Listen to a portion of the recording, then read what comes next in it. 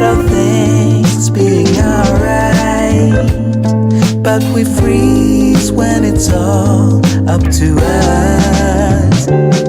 So let's fight it, make a stand and try it. Everything will matter from now on. Let's fight it, there's no way to hide it, 'cause everything will matter from now on, 'cause it's high tide.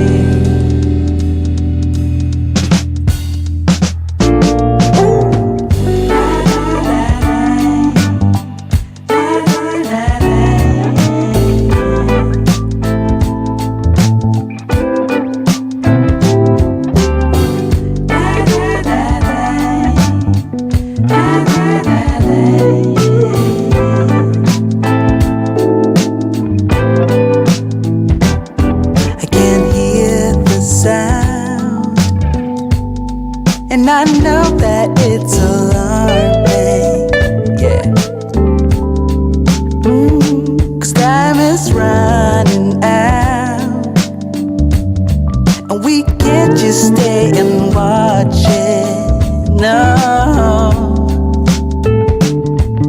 Oh, we dream about all things being alright, but we freeze when it's all up to us.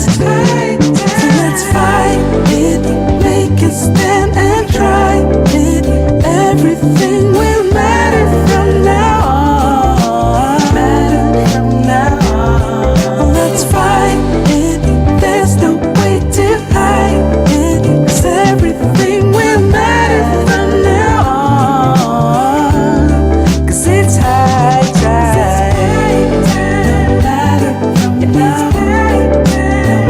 Yeah, we must fight it now.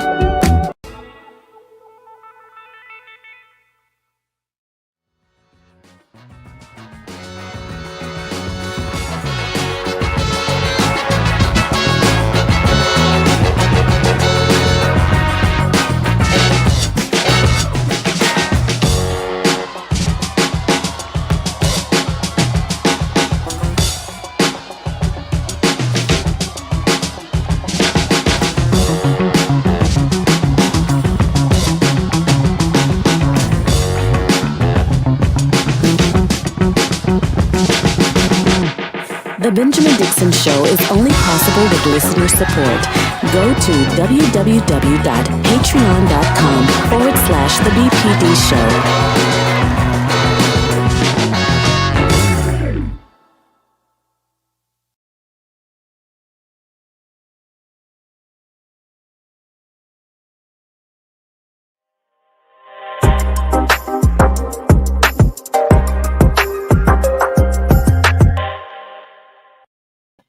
Good morning, good morning, good morning. It is Friday. Happy Friday to all. I woke up this morning with a very heavy question on my mind. Does America really care about the injustices against Black people?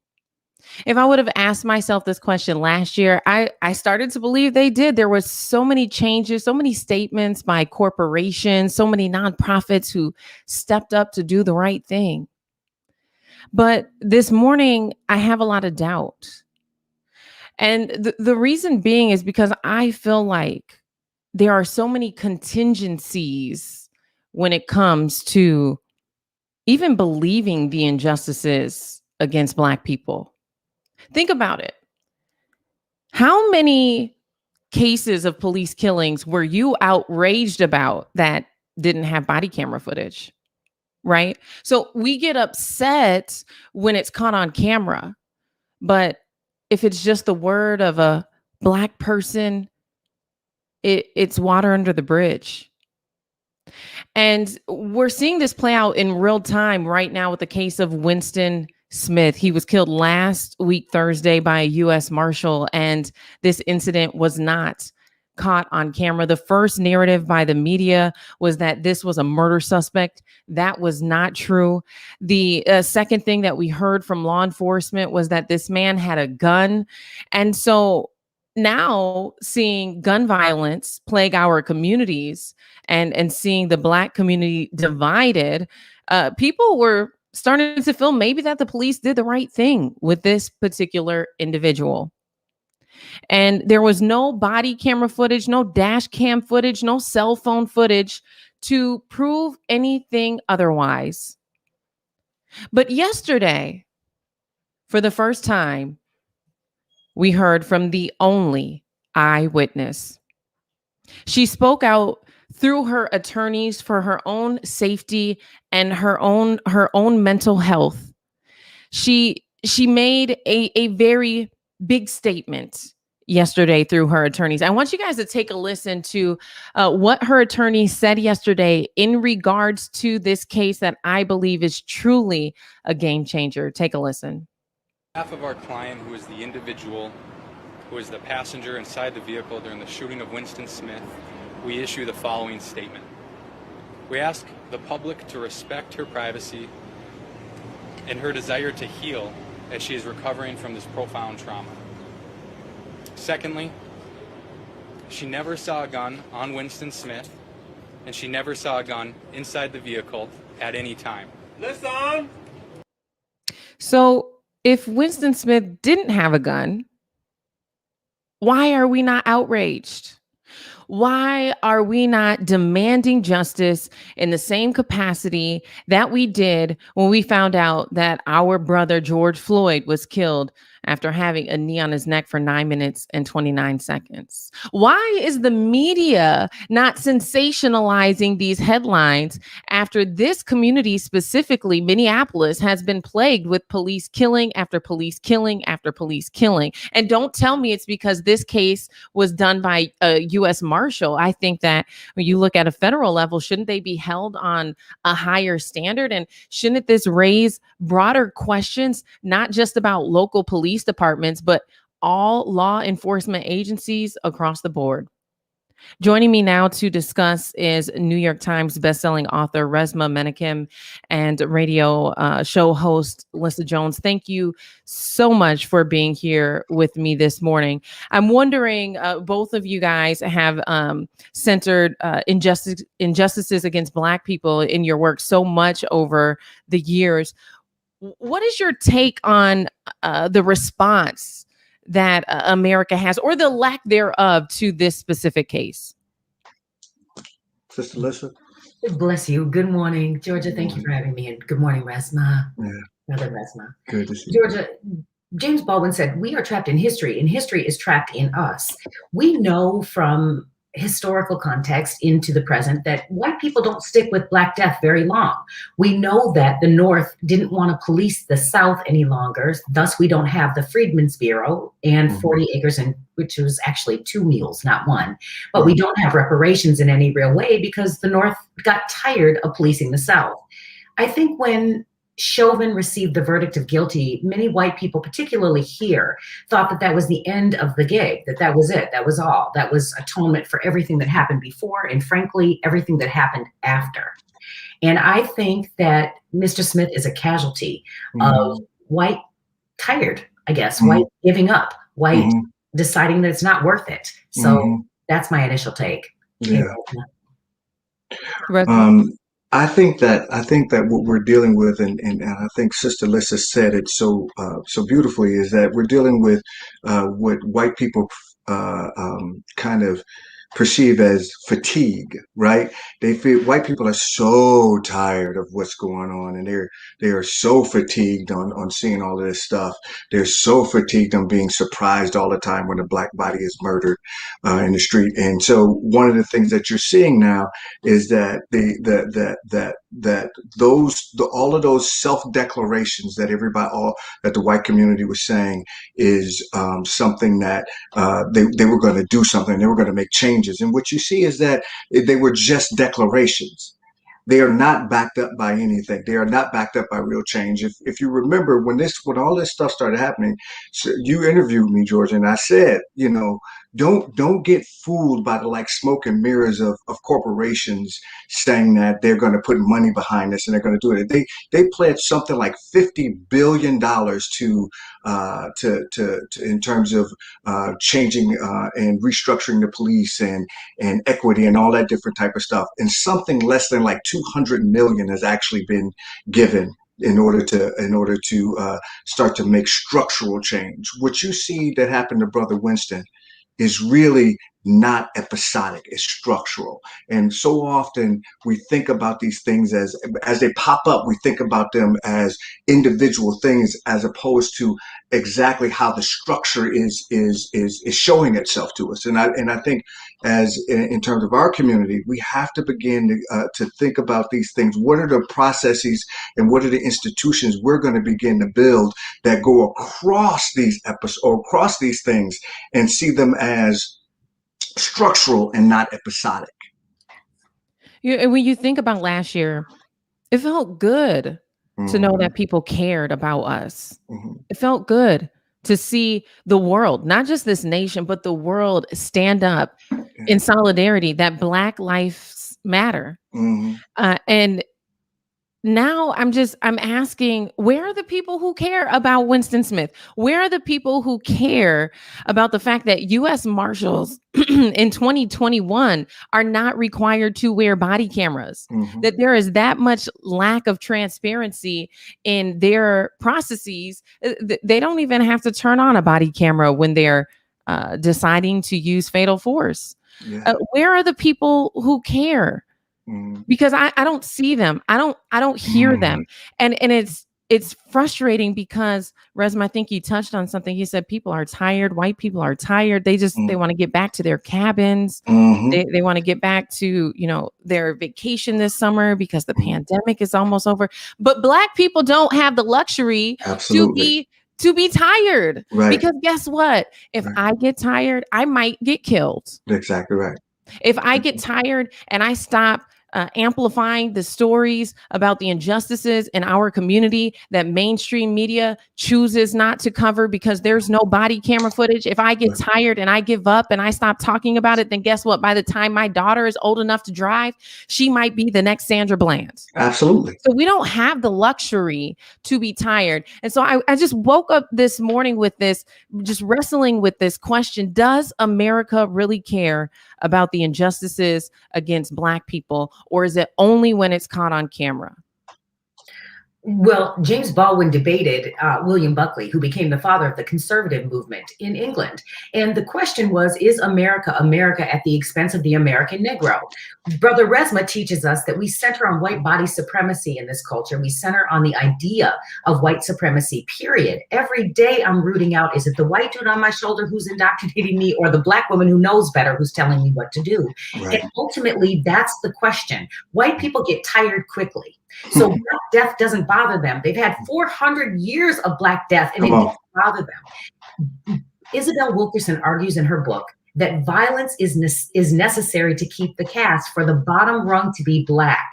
Yes. It's necessary that violence is used, that cruelty is currency. To me, that kind of culture, that kind of centering on cruelty means that even their lives don't matter. They had to pass child labor laws to stop using their own children in labor. To piggyback on that, you asked a question. You said, basically, in this day and age, do Black lives matter? And what I would say to you is that the answer. The answer is no. The answer is that within the American structure, the racialized structure, one of the things that you see is that Black lives have never, the only value that Black lives have has been if they can produce something, if they can run a football, if they can play basketball, if they can sing, if they can dance, like Black, the larger white community really has no collective agility to see a Black person free. There is no agility. There is no efficacy in the larger white collective. So when things happen and they don't shock them, they don't know what to do with it because they have not built a living, embodied anti-racist culture or practices by which they can then spring from. So what do? They go back into their own trauma response, and that's go into silence. When they see horror, when they see violence, when they see this level of banality, when they see this level of brutality, one of the things that happens is that in their bodies, they begin to shut down. In their bodies, they begin to not care.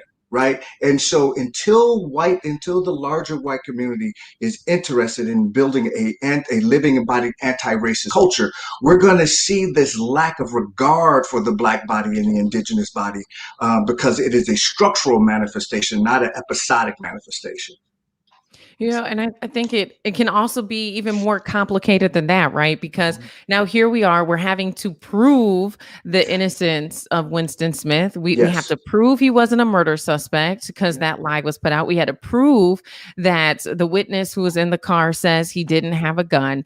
And still, even after that information came out, there's really been no response to this. But when you contrast that with situations, and I think the best example is Dylan Roof. Who was a murder suspect, right? Who, in fact, was found guilty of killing 9 people in a church. 9 Black people.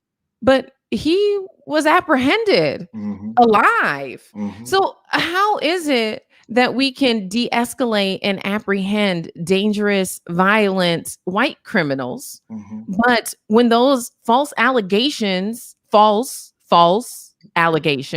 are perpetuated against a Black man, somehow the situation is different. I want you guys to take a listen. While we're talking about people getting tired, there are a number of folks across America who, despite the exhaustion, emotionally, mentally, physically, spiritually, they're still standing and they're still demanding that there's change in terms of our public safety systems so that hopefully within our lifetimes, we will be able to walk out in our communities across this nation and feel safe. I want you guys to take a listen to Toussaint Morrison. He was actually with us yesterday. He spoke at a press conference, that same press conference where the attorney said the witness didn't see a gun.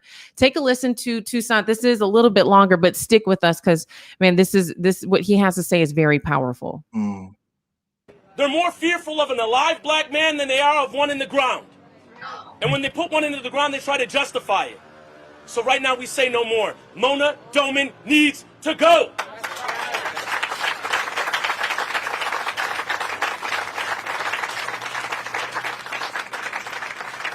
And the entire BCA should be ashamed. This is cops investigating cops investigating cops. I don't know what Drew Evans does for a living other than sit at a desk and just rubber stamp everything, but he needs to go too. That's right. All of these people need to go. And there needs to be an independent investigation outside of all of this mess. Everybody from an elected official to the top is compromised. Somebody outside needs to take a look at this and give answers. When you have a situation where there's more questions than answers, something's not right. Not only are people not doing their job, this is open season on black men. This is open season. This is nothing different than 1850. They could pull up, lynch a black man, do it with impunity, walk away, done. That's exactly what they did last week. How do you feel about that? These are Klan members justifiably doing this, quote unquote, legally.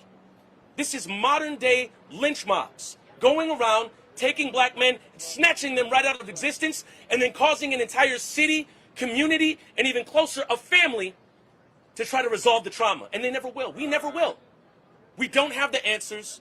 It's time for Mona Doman to go. It's time for Drew Evans to either do his job or leave. And it's time for all of you with your cameras to do your job. No more propaganda. Do not be a mouthpiece for these killers. Do not be a mouthpiece for these deputized cowboys. Do not be a mouthpiece for the feds. Don't do it. Do your job.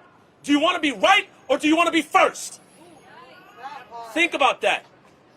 Say his name. Winston Smith. Say his name. Winston Smith. Say his name. Winston Smith. Say his name. Winston Smith. And you should tell the truth about it. And what he was referring to there when he said, do you want to be right or first? The first story was wrong, right? And another piece Toussaint touched on was the resignation of Mona Doman, who was actually appointed by Trump. She still oversees the U.S. Marshal Services Department in Minnesota and ultimately has refused to make a statement on this case. What do you guys think about that? Georgia, I just want to applaud you. Somebody labeled you a movement journalist, and that's who I think you've always been. You've centered on the truth, you tell the truth, and you stay with it no matter who falls one way or the other. And that's something that I think we owe our community, is to absolutely stick with it. Yeah. To me, this is absolutely what is true of history. Whenever Black people die, whenever we're killed, there's some kind of a little bit of a message that happens and somebody says a little bit of something, and then all of a sudden it peters out. And then people forget, and then they say their name, or maybe they don't. And then the timelines go back to what they've always been used to. I'm completely disgusted by this. She needs to leave. They all need to leave. As Brother Resma said, it is not episodic, it is structural. These people are there to keep the structure in place. That's exactly what it's designed to do, is what it's doing. That's right. Sis, Georgia, you are one of the people that on my timeline that I'm constantly looking at for what's happening, because one of the things that, especially in the Black community, one of the things that you do is that you get the evidence and you put it up there and you say, look, this is what's happening. Here are the things that don't fit. Here's what's off, right? And our people need that more and more, because sometimes we get caught in kind of like this malaise of death and brutality. I think one of the things that the brother said in the clip that you played is that we can no longer act like this is business as usual, right? That this idea that there is a virtue in a vocation simply because you put on a uniform is one of those things that I think even our community has bought in sometimes, that if you have on a particular uniform, then that in some way imbues you with virtuousness. And what we have to start doing is saying that your virtue is a representation of who and what you are. And if who and what you are is a person that believes that Black people are not human, and I don't mean believe like in your head, I mean believe in your body, I mean believe in the fact that you benefit from putting your knee on Black people's neck, then my belief is that we have to, in our community, we have to start to begin to say, this is that just because you're a police officer does not mean that you are imbued with virtuousness. Virtuousness and vocation are not the same thing. Absolutely. And I think that there's so much talk about the importance of getting out to vote, which I totally agree. But when our elected officials are failing us, when someone like Mona Doman, who was appointed to her position, is failing to stand up and act on our behalf, when our governor's not interceding on our behalf, when our mayor's not interceding on our behalf, when you see this lack of advocacy for Black constituents, then you start to see the importance of us using our voices. And so I know we have a little bit of time left here. Some people don't think that protesting is effective. Some people think, oh, why are you guys making all this noise? Why are you doing that? But I want to show you an example where speaking out actually did make a little bit of a difference. There was a 6-year-old boy who was shot by his neighbor. He's out riding his bike, playing with his friends, and he had an Asian neighbor who shot him. The man was arrested and released on a $10,000 bail. There was community outrage. People spoke out, and the audacity to release this man after he shot an innocent boy who was just riding on his bike. And so that man was rearrested, and his bail was increased. But I want you guys to take a look at that incident again, because people are asking themselves, well, I wonder what this kid was doing. Well, why would he? What justification can you give for a 6-year-old baby being shot? And how do you justify releasing this man back into the community right next door to the boy that he just shot? Take a listen to what his father had to say. I think we'll hear from him as well. Trying to figure out how he got a bond that was so low for trying to kill my kid. He tried to hit me with a sledgehammer, but that's not gonna work because I'm too fast. So then what did he do? Got a gun, boom, shot me right here.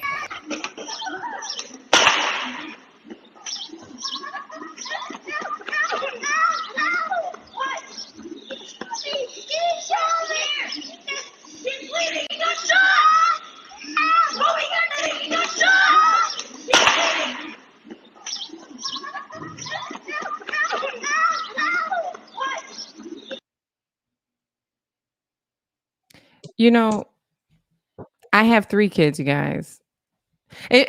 Listen, it's Friday. I know you guys don't want to talk about this stuff, but how, as a mother of 3 Black children, can I turn my cheek, turn my head the other way, and act like that didn't happen, and then act like the judicial system didn't fail that Black family? How can I turn the cheek? But I will say, because the community did put pressure on that judge and on that prosecutor and on all of the powers that be in that community, there was a little bit more accountability. But okay, from a self-care standpoint, all of those babies, they all have trauma now. Every parent who's seen that has a new level of trauma. Resma, you talk often about historical trauma and how we hold trauma in our bodies. How do we release it? How do we let go of it? Well, I think the first thing that we have to do is actually acknowledge that something happened and continues to happen, and realize that the system, the way that this structure is that it never considers bodies of culture. It never considers Black people as really being human. So when they do things like that, it is almost like this thing is operating in the background. It's like asking a fish to describe water. It is in us. So when they set these low bails for somebody who is obviously I don't want to say, because I don't know his mental health makeup, but he is disturbed. There is a disturbance when you aim a gun at a child, right? There is something not quite right with you. And I think what happens is that in our community, the system doesn't care to the point that even when somebody is in danger, is in mortal danger, they don't see even a black baby as not only not being human, but probably being older than there's a whole lot of evidence out here to suggest that white folks and more often than not see black kids as older than they actually are. Right. And I think what ends up happening is that that ends up getting equated with the overall structure of this society, and that is that we're not human. And what we have to begin to do is do exactly what this father did, and that was use his voice, that was get people together, that was put his stamp on what this was, and begin to get people to rally behind it. Absolutely, protest work. Absolutely, opening your mouth works. It doesn't work if you need an immediate result of something. Our people, W.B. Du Bois said, we can't, my job was to basically take the ring from the ancestors before me, and your job is to take the ring from me. And so we can't worry about being tired and fatigued and not seeing change right now. Our job is to move it just a little bit further, so the next group and the next descendants can take it. So our job right now is to continue to use our voice, to be as loud as we want to be, to make sure that people pay attention to what we're doing and never stop. And so that's how we begin to heal this and use that energy that is being heaped on the Black community. Use that energy as fuel for turning towards each other, as opposed to fuel for turning on each other. And Lissa, for those of you in the comments asking that happened in Michigan, Lissa, I was going to say, thank God it was caught on camera. Yeah. Yeah, thank God it was caught on camera, because if you don't catch it on camera, you're done. So, I mean, that's right. Mr. Smith is a prime example. What Brother Resma is talking about is the adultification of our children, that by the age of 5, they say that Black girls are already sexualizing people by the age of 5. Yes. What are you talking about? Yes. I'm barely in kindergarten. What are you talking about? So that's what we're talking about. Dr. White, who birthed the field of Black psychology in Ebony magazine in 1970, talked about the idea that we can center on the 7 resiliencies of Black folk. And we don't have time to go through them here, but one of them, beauties, is to keep the faith. It's what Esma said. We are in this like a chess game, like a chess game, not checkers. This is not a short-term thing. We have been struggling. They interrupted our history 400 years ago, and here interrupted. We were already here doing things in the world. They interrupted it and now continue to interrupt it with this structure. We have the right to refuse. We are wrong if we don't maladjust, according to Dr. King. And I'm with Brother Resma. Protest always works. It's the only thing that's gotten us this far. So don't believe the hype.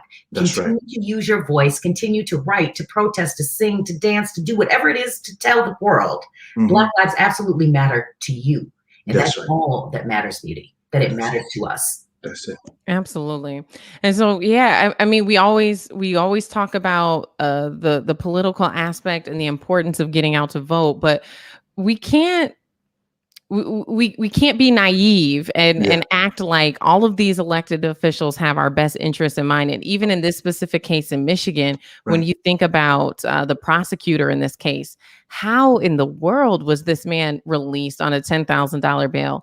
And so there are so many instances where our elected officials fail us, and not to always place blame on the folks who are trying to push for change, because we know the political system is created in a way where most elected officials don't have a ton of power. They have to get buy-in from their colleagues. When you're in the House, then you have to get the Senate on board. And so sometimes there are elected officials who are truly advocating for change and doing everything they can, but they're up against so much, especially those. As soon as an elected official makes it clear that they believe Black life matters, they have a target on their back. So Absolutely. that is what we're up against, you guys. We're going into the weekend. I want you to challenge yourself as you have some time away from work, when you are, in your journal or doing whatever you do to unplug,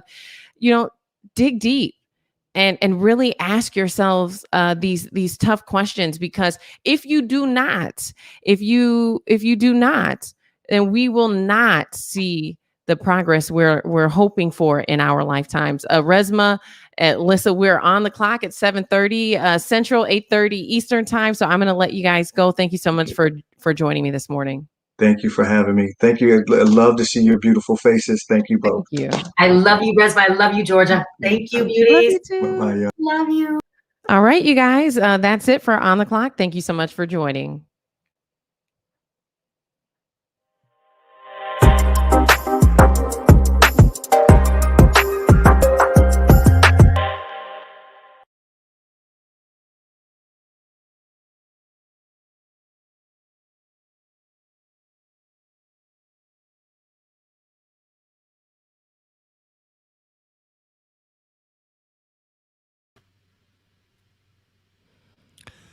Good morning, everyone. It is time. You know what time it is? It's time for Like It or Not, y'all. Stay tuned.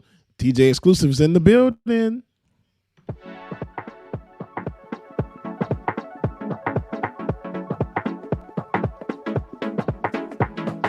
I just wanna get lost. Pour it down, just pour it down. You stay home and be nice. Boy, I will be gone all night. I am fine by myself, 'cause I won't be here alone. No. You don't know what you got. You don't know until it's gone. Good morning, y'all. Y'all come on and get situated, get settled. Y'all like it or not, it's going down shortly. Great show coming up today, y'all. Make sure that you stay tuned. When bullets fly, out of reach, won't be coming down. I can't wait till it's over. I can't wait till it ends. I'm gonna dip on your shoulder, and I don't need to pretend. Yeah, we are alright. Good morning, Nikki. It get a 9. Good morning. Thank you so much for that song. Appreciate you. I keep saying so like I don't know if female woman. Female or male. It get a 9. Thank you so much. Chuck Diesel, good morning. Barbara, good morning. Shout out to Tiger in the building. Good morning, Tiger. David, what's going on, David? Good morning, sir. The only thing I wanna do, I wanna forget where I came from, where there's no getting over. Good morning, Tyler. Shout out to everybody that's joining and checking us out this morning. Y'all come on in, get situated, get settled. The show is going to get started real soon. I won't be here alone. No. All right, Pond Post, you are speaking my language. Blunts and coffee. It's gone. You don't know what I am worth. Your words are like bullets now. Sometimes they hurt. Shoot the Dragon, good morning. Out of reach, won't be coming down. Shout out to our brother Infinite Content. We appreciate you, son.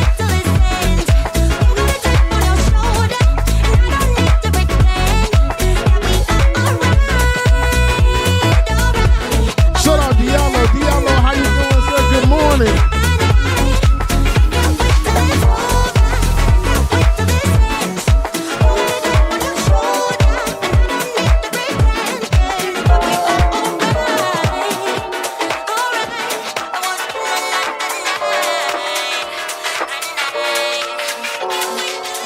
I'm a little bit naughty, I'm a little bit too consumed, but every part of my body is telling me to run away from you.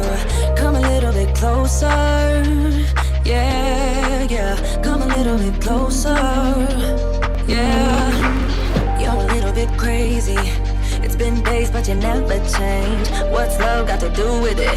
He comes around, better knock that stuff down. Come a little bit closer.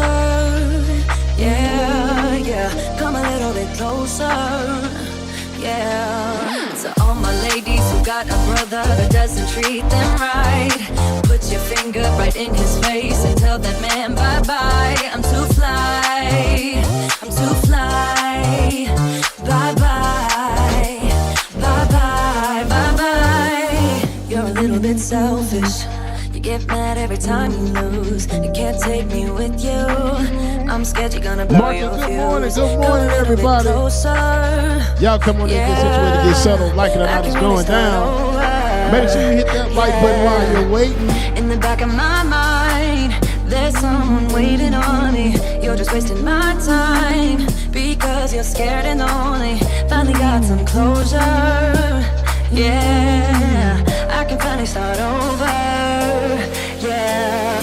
So all my ladies who got a brother that doesn't treat them right, put your finger right in his face and tell that man bye-bye. I'm too fly. I'm too fly. Bye-bye. Bye-bye. Bye-bye. Here's to the memories. Cheers to who used to be. Your friend said that you left me. I'm glad that's what you believe. All my ladies who got a brother that doesn't treat them right, put your finger right in his face and tell that man bye-bye. I'm too fly. I'm too fly. Oh, bye-bye, bye-bye. Talk to me honestly. Look in my eyes. Don't let it fall on me. Say you a good guy. Make me believe it. Don't wanna hear it. I wanna see it. See how. Rewind. When we rewind, feels so nice. We time. You, I know how to make me feel right. I can't help how. This sweet talk. I'm already on my way. I'm pulling up, don't be late. Happy Friday, everybody. Make sure that you get situated. Happy Friday, everybody. Make sure you get situated, get settled, y'all. Get your drinks, your coffee, whatever it is you need to get your morning going. It's like it or not. It's about to go down, y'all. Y'all stand by. Yeah, sweet concussion. Oh, you miss my touching. Good girl. Show me something. Give me more than one thing. I need more than less than I do. Say you're a good guy. Make me believe it. Don't wanna hear it. All right, ladies and gentlemen, it's time for the best morning show that you have ever heard, y'all. It's like it or not. It's about to go down.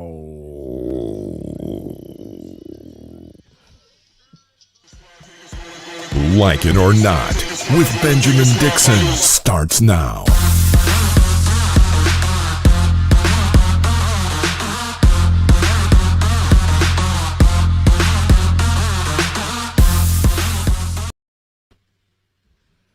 Good morning, good morning, good morning, y'all. I forgot I had my channel muted.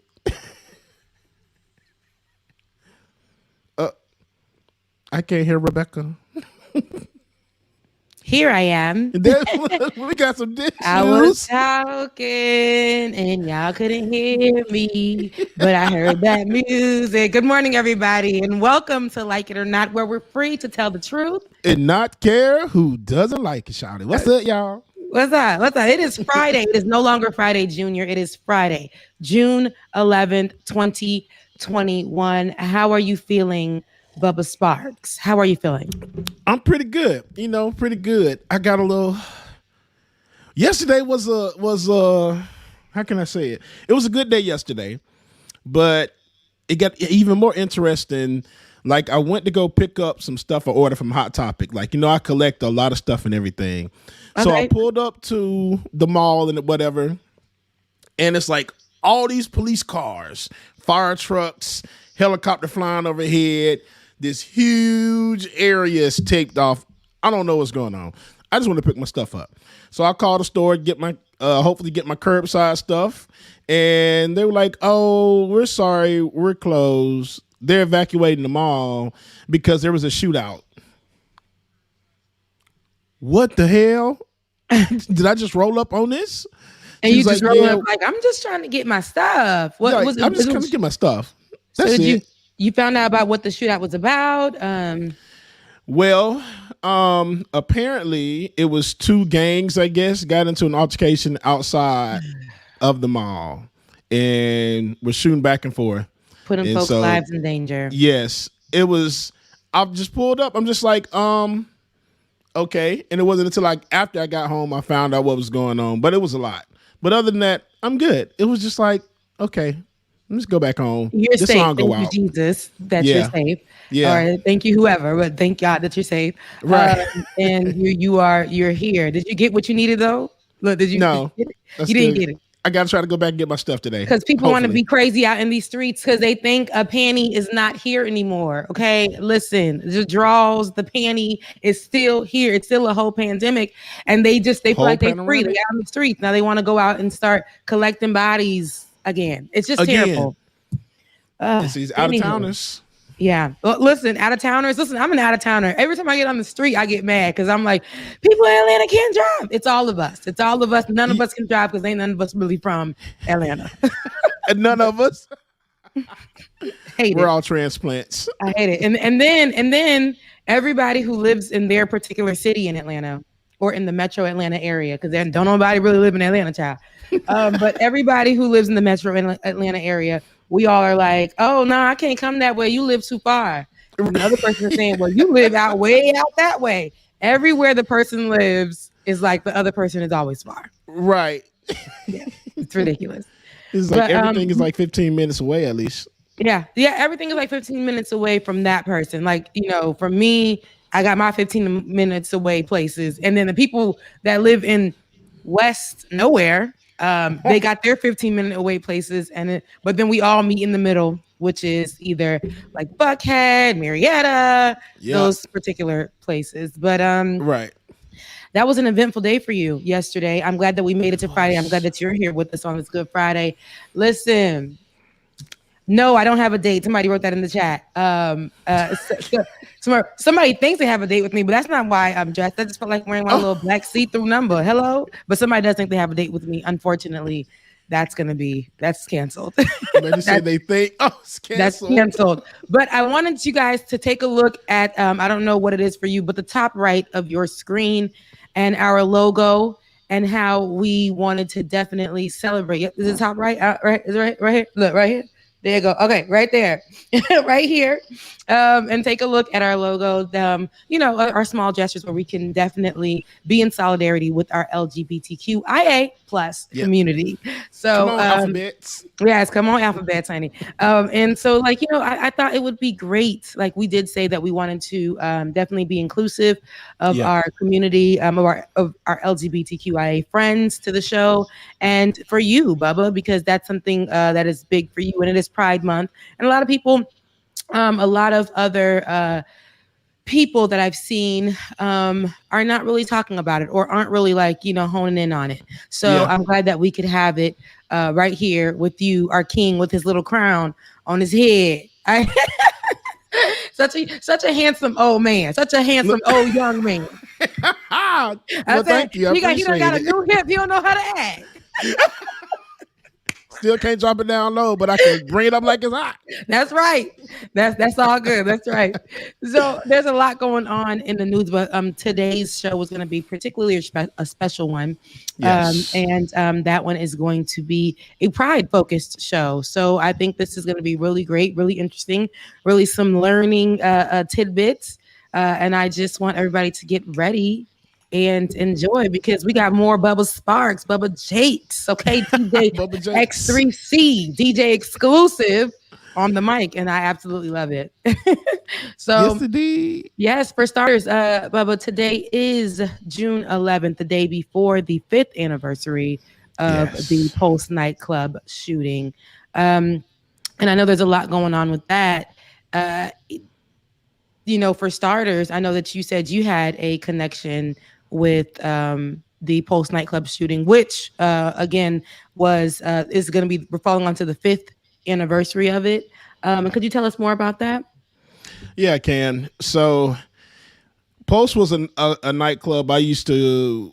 Anytime my partner and I used to go to Orlando, there was an event that would go on in April, and we would always have parties and everything there. So I've been in this club several times, and just knowing how everything that those 51 people went through, just being in there, I felt all of it. It's literally the one way in. Once you go out to the back patio, it's enclosed. You can't do anything. The bathrooms, I remember all of that. So just seeing this happen and just knowing it, and I'm not going to say thankfully, I didn't know anyone that personally passed in this tragedy, but I know friends of friends that know people. Equally, somebody that passed away in there is known by one of my friends just from the connections and being in Orlando and Daytona. So it was a lot. Just having the connections of being there. It's just sad. Yeah. Looking through some of the stuff yesterday, man, it was very emotional. But we have to talk about it. We have to let these people live on. We have to. And we have to memorialize them. You're right. So just for context, so on the 12th, like you were saying, a 29-year-old man, Omar Mateen, he killed 49 people and wounded 53 more in the mass shooting inside Pulse, the gay nightclub in Orlando, Florida. Orlando police officers shot and killed him after a 3-hour standoff. That was 49 people that he killed, and he wounded 53 more. So we know that nightclub had to be a huge space and a place where people could go who were gay and enjoy themselves. Just the amount of people that were there, it was probably really popular, would you say? Yes, very much so. And that night, it was Latin night, so it was very popular among the Latinx community, and of course, our people of African American. We were there all the time as well too. Latin night was one of the best nights. Wow! So it was packed. There was a good bit of people there, and it's interesting because it's like a lot of feedback around that time that happened was like. This was, some people were using their pulpits to say that this was God's doing. Some people were saying that this had to have happened because, this had to show that these gay people shouldn't be around and be partying or things of that sort. And that, to me, when it did happen in 2016, the fact that people were still moving and thinking that you deserve to die. Remember we were talking about this yesterday? Yeah. You deserve to die because of your sexual preference or because who you identify with. And that's what I cannot stand by. And I don't want to ever be standing by something like that. Even working in this media space where it was just covering, okay, this is a mass murder. But this is a targeted situation. It was a huge hate crime. Yes. And it took about, we're on the 5th year now for us to really get some things going, right? Yes. And so what I love now that we can speak about, which is good because we haven't really been able to, when it comes to people of the community, the LGBTQIA community, there's not much. This is also a marginalized community as well. And to be a minority and already marginalized, and then to be a part of the community and marginalized, that very well. But what's great, I think, is that Congress is voting has voted to make Pulse nightclub a national memorial. Yes. So, and that has been, and they said that 3 days before the 5th anniversary, the Florida and the U.S. Senate unanimously passed legislation designating the site of the gay club a national memorial, which I think is a big step in the right direction. I think, to memorialize these people in that mass shooting. Yeah.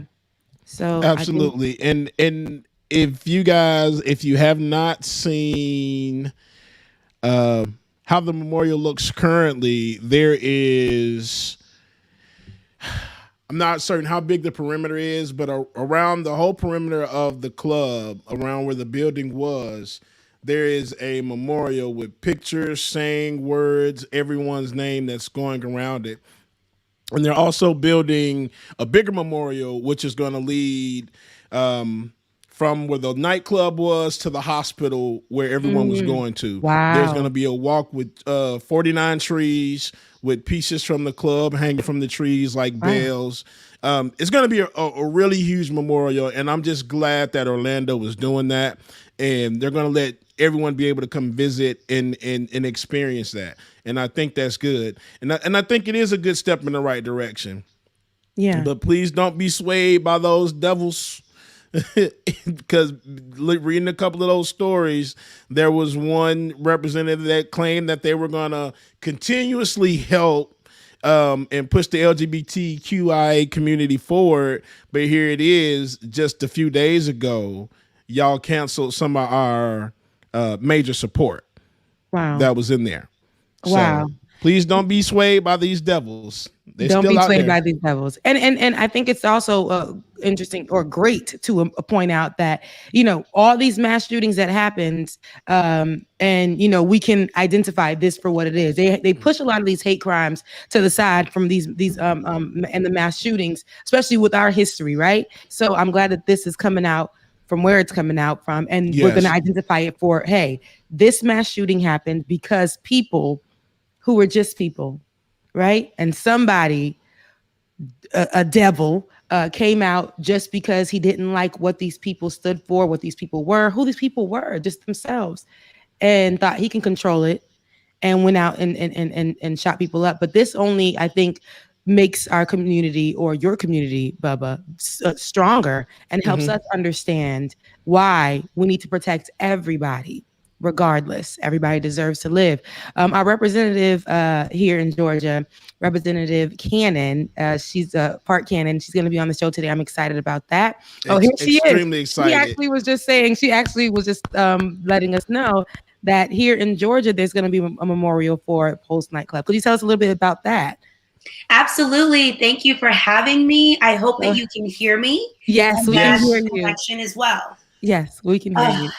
I love being a millennial, and I love the technology that we have. Thank you, StreamYard, for all that you do. Give them a sponsorship. Okay. Yes. But the city of Atlanta was at the initial tables when the Pulse massacre happened. We met with the city down in Florida, and we put together a really intense panel, actually, that had some of the survivors and some of the police officers and some of the city elected officials on it here at the Fox Theater.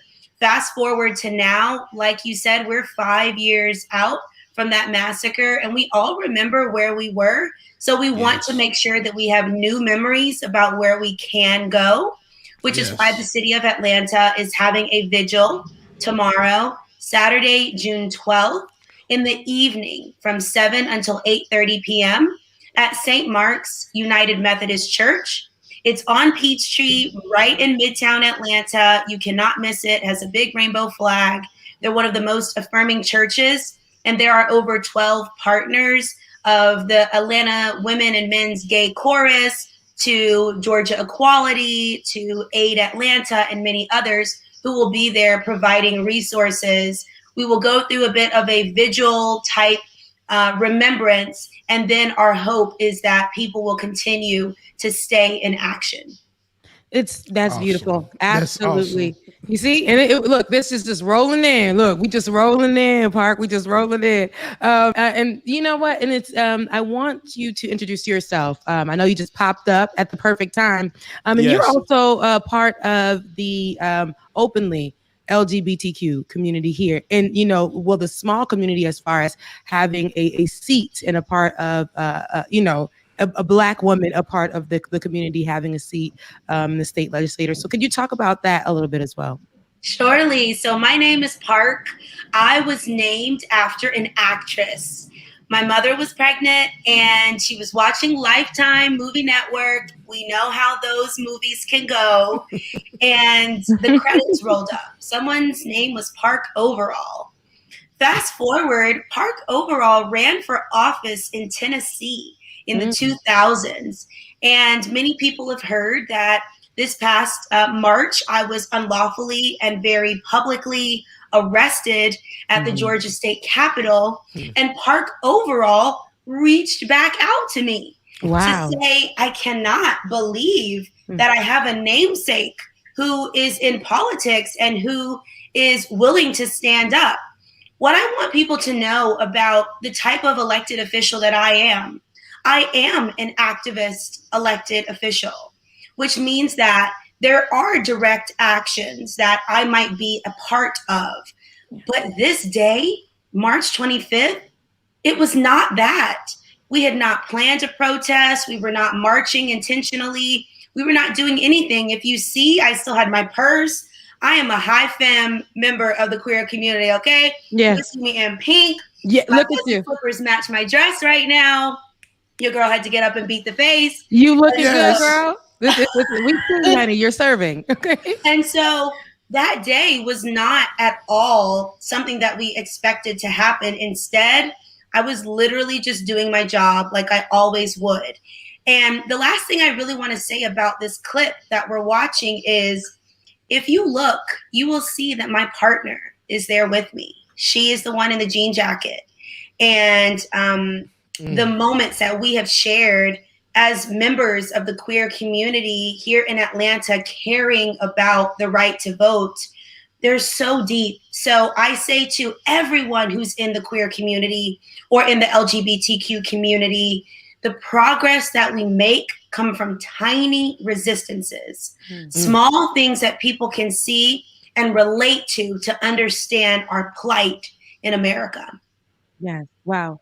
And seeing this clip, when I first saw it, I was outraged, right? I was like, this woman is walking up to the door. And, before I get there, a friend to the show, which I believe, is also a friend for you. You guys are representative friends of Renita Shannon.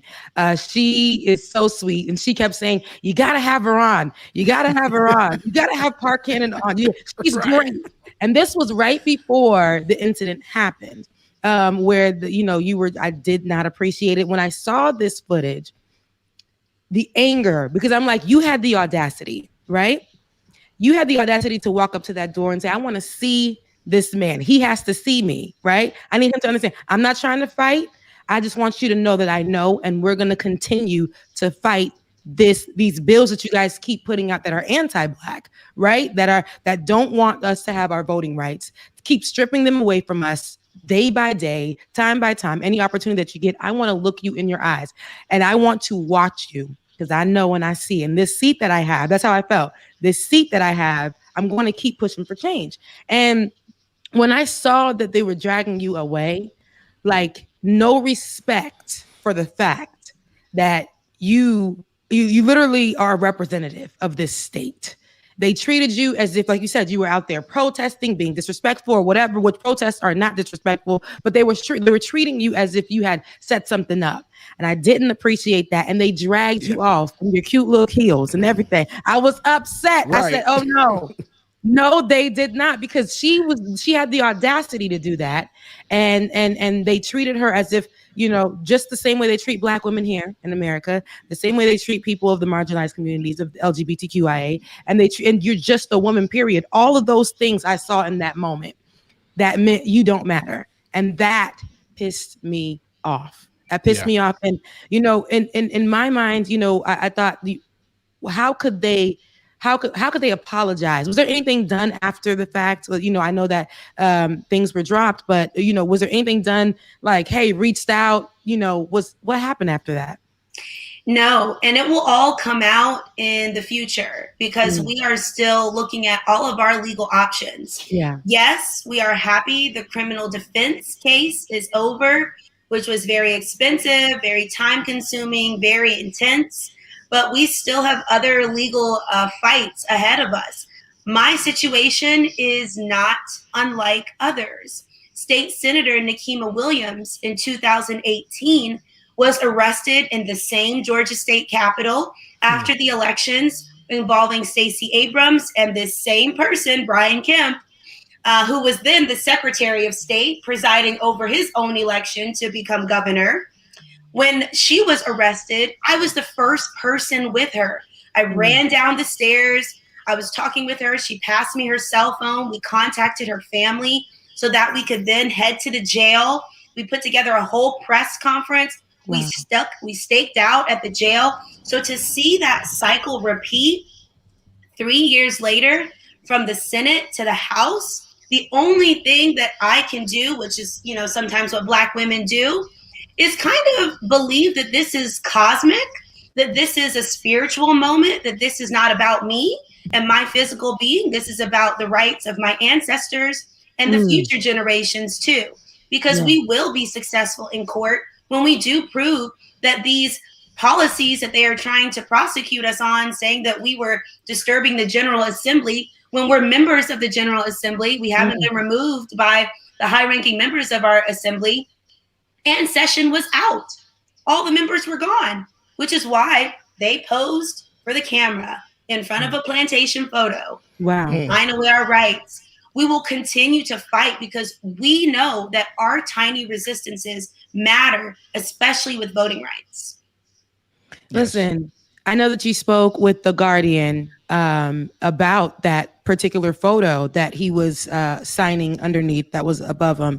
And you were saying, you told them that you feel like it was strategically positioned under the disgraceful painting of a South Georgia plantation. And you said you immediately thought about the Georgians who have reached out to you to say, oh my gosh, my family had been working at the location for years. And on top of that, the sitting right there underneath it was 6 white legislators, all men.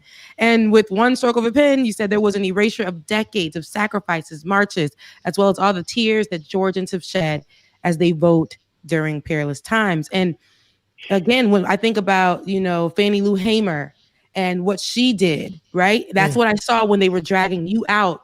And, you know, what she did helped us to get where we are now. And Representative Park Cannon, what you're doing, I know will help eventually, even though it doesn't. You even said this. It just feels like we're going back and it's so slow. It's like where's the help? People keep saying we're moving forward, but it almost seems like we're dragging our feet. It's like, what are we doing? We're very, it's what are we doing with this? It's when it comes to voting, especially for people of color, especially for Black people in this country, it's always something. They always want to take something from us. When we find a way in the moment to get through it, whatever they put in our face, in our place, we find a way to get through it. They always try to take something from us. And you said something. You said it's like it's slow. It's a slow movement right now.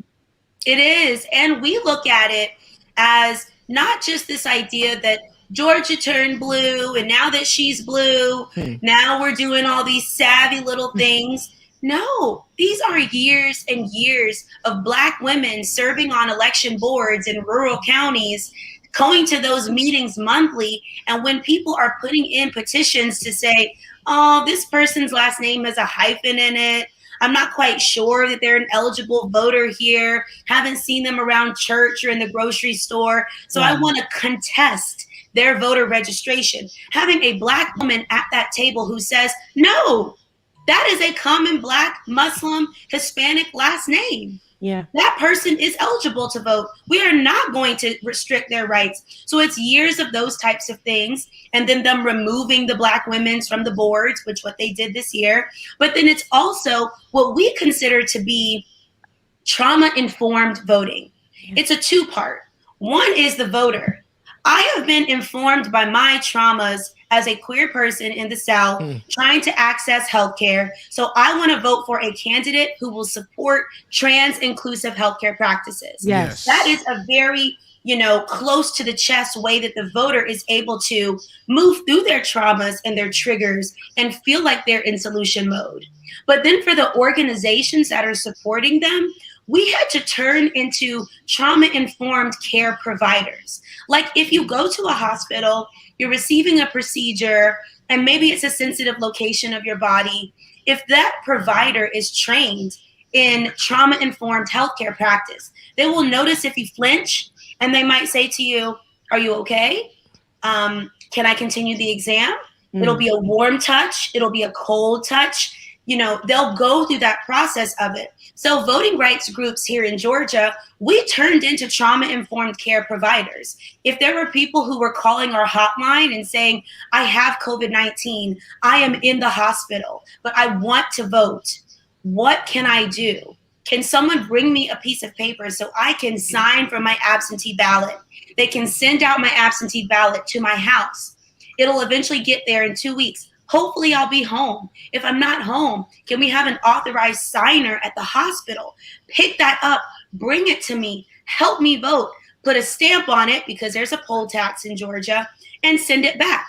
These are very intense situations where it takes individuals who are not just seeking a reward or gratitude, but truly care, are willing to spend all days and hours helping one person access the right to vote. So this idea of how we move forward and what we are experiencing, I can only believe that it is going to take all of us.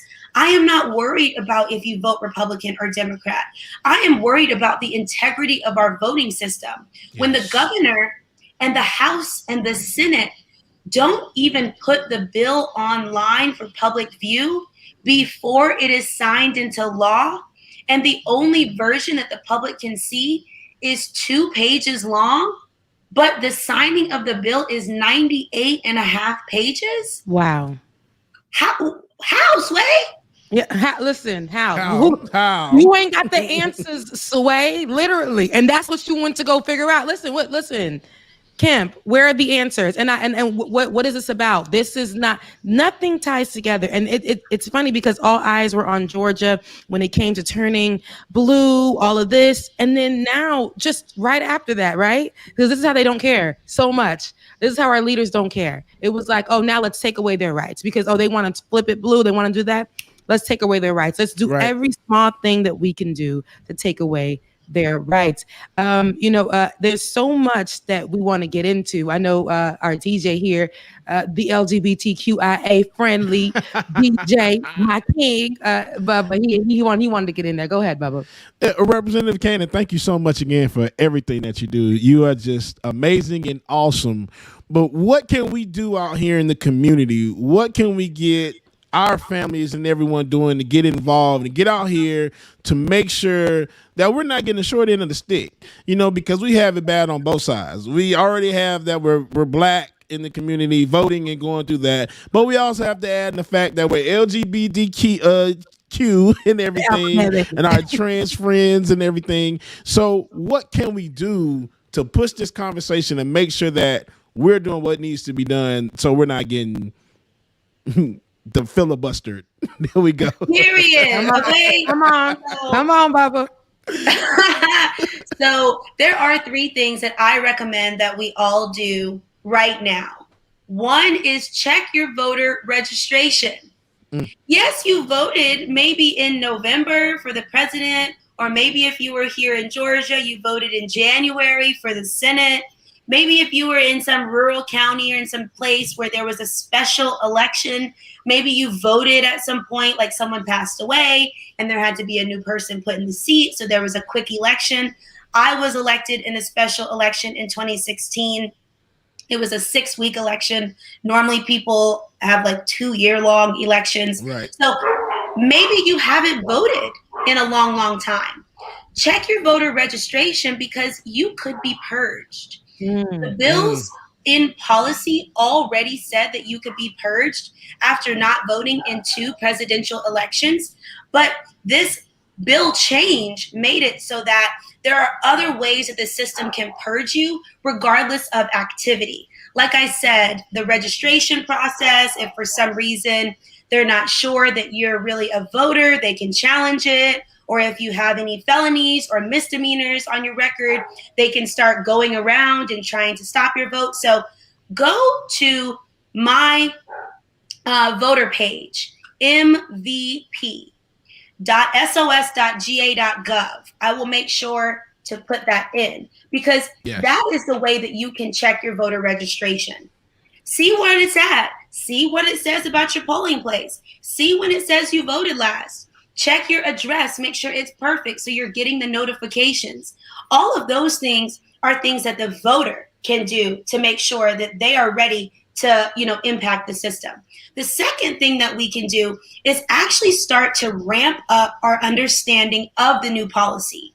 Senate Bill 202, like I said, is 98 pages long. It covers everything from whether you can give people food and water in line or face a misdemeanor or felony, whether you can take people with you to vote. It also includes whether or not, if you are a voter who for some reason is going through a situation like COVID-19, how you can actually impact your ability to vote. So we're starting a Know Your Rights campaign on Senate Bill 202. We don't want this idea of Senate Bill 202 to die. We want it to be very active on people's tongue. So please start learning about Senate Bill 202. You can go to the House website right now, legis.ga.gov, and type in Senate Bill 202, and you will be able to read all 98 pages of that. The third piece, which I find to be the most important, is start to attend state election board meetings and county election board meetings.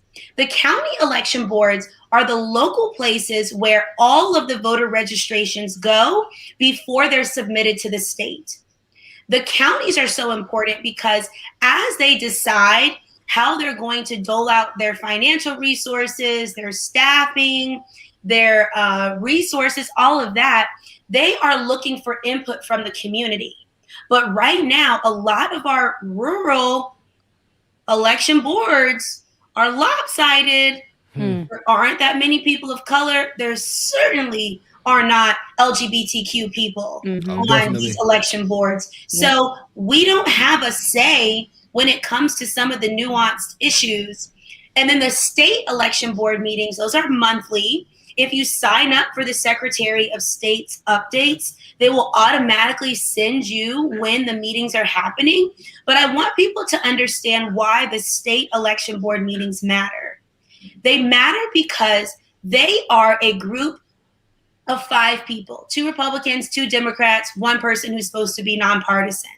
They all report to the Secretary of State, who is an elected official. So he is working on some partisan stuff. He's appointed these people who are supposed to be somewhat partisan, but might not be. And then they actually are the ones who can decide to incriminate people for voting twice, or maybe for accidentally not knowing where their polling place was, voting in one place and casting a provisional ballot. We saw the highest number of provisions against voters this year, right after the January election. There was a state election board meeting where they all sat there and called out people's names and said, we are going to prosecute you. Wow. But it was so ridiculous because I want you to just imagine, in the city of Atlanta, there are high rises. Yes. Some of those high rises, people live on the top and there are businesses on the bottom. It's called a mixed use development. Yep. That mixed use development might have a UPS store, a FedEx store at the bottom. So there's a lot of PO boxes that come in there. And some of those people might have boxes down there. So for you to now prosecute people because you said that they used a fake address when it was the UPS store, Wow. These are the types of ways that we have to be savvy and at the tables so that they know that we're nuanced with our right to vote. We're not afraid of them. We are empowered by their foolishness. We are not afraid of them. We are not afraid of them. We are empowered by their foolishness. That's the word. That's the word. Because it's foolish. They're going to try to find ways, and how you pointed out, small different ways, which they have been trying to do to prevent us from voting. If the building is a mixed development and there's business at the bottom and I'm living at the top, of course something like that would come up. But they will try to criminalize that, try to make you seem like you were doing something wrong on purpose, and and take away your voting rights and make you seem like a criminal and make you seem like you were actually being un-American. It's all kinds of things.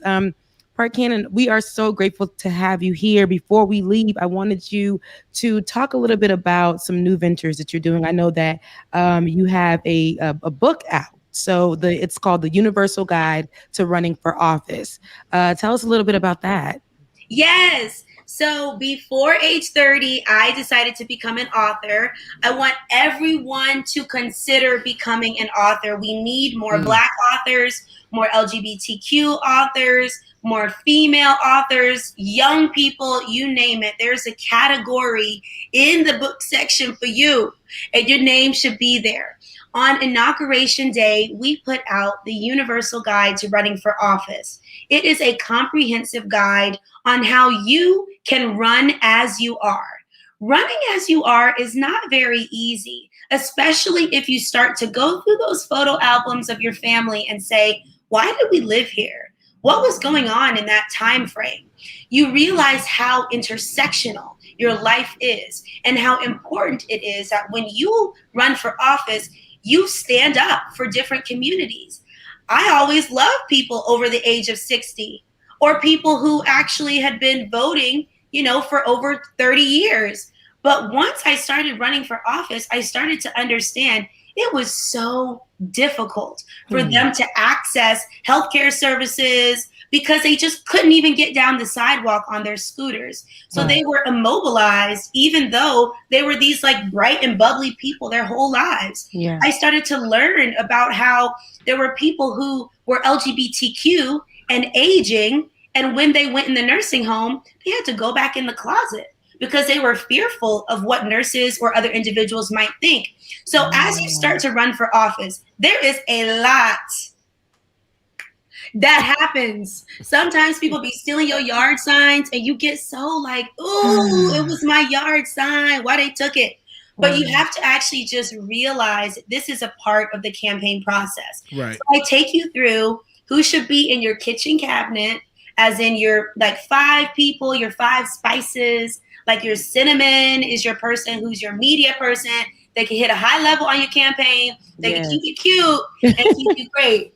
But then also affirmations. We have an entire, set of affirmations. Come on, affirmations. Yes. Yeah. To just help people see what my affirmation was on the campaign trail and give them space to put theirs as well. It's on Amazon and Barnes and Nobles today. I love that so much. I love that so much. Before we get to what we're going to do with those books, right? The affirmation part, like I know we're supposed to get out of here, but the affirmation part is very important. I also, in your interview with The Guardian, you talked about self-care and affirmation being something to help you get through while them folks is out there stealing the signs. And you out here like, how am I going to, they trying it, but you're going through with those affirmations. Tell us a little bit about that self-care process for you. Yes, as a young person in the South, there aren't always opportunities for you to be seen as a leader. So figuring out that you're a leader in your own right certainly comes from inside of yourself. Nice. Whether you're working out your abs so that you can show them off for Pride Month, or you're working for your internal core so that if you are ever arrested, you have a stable core and you are able to hold yourself up. I very much feel as though all that yoga I've been doing, it was working that day, Hanny, because they were pulling me backwards. My arms is back here. I had my AirPod in. It was really disorienting. There was a lot of noise and all of those things happening. So just doing those things that either are helping your outside body or your inside body. I recommend everyone start drinking apple cider vinegar. Get your gut together because the gut on the inside, honey. Woo. Come on. Hello, somebody. Hello. I love it. I love it. Thank you so much for that, Parkin. And listen, before we end, we wanted to make sure that we're going to raffle off 3 of those books. I'm going to get one myself as well, but we're going to raffle off 3 of those books, and that's going to be for our first 3 voicemails for the phone number at 857-600-0518. Again, that number is 857-600-0518. I know Bubba's going to talk about it before break as well. We're going to raffle off this amazing book, The Universal Guide to Running for Office. So anybody, listen, all of us folks, these millennials, Yes. okay, we are here and we Can't can wait.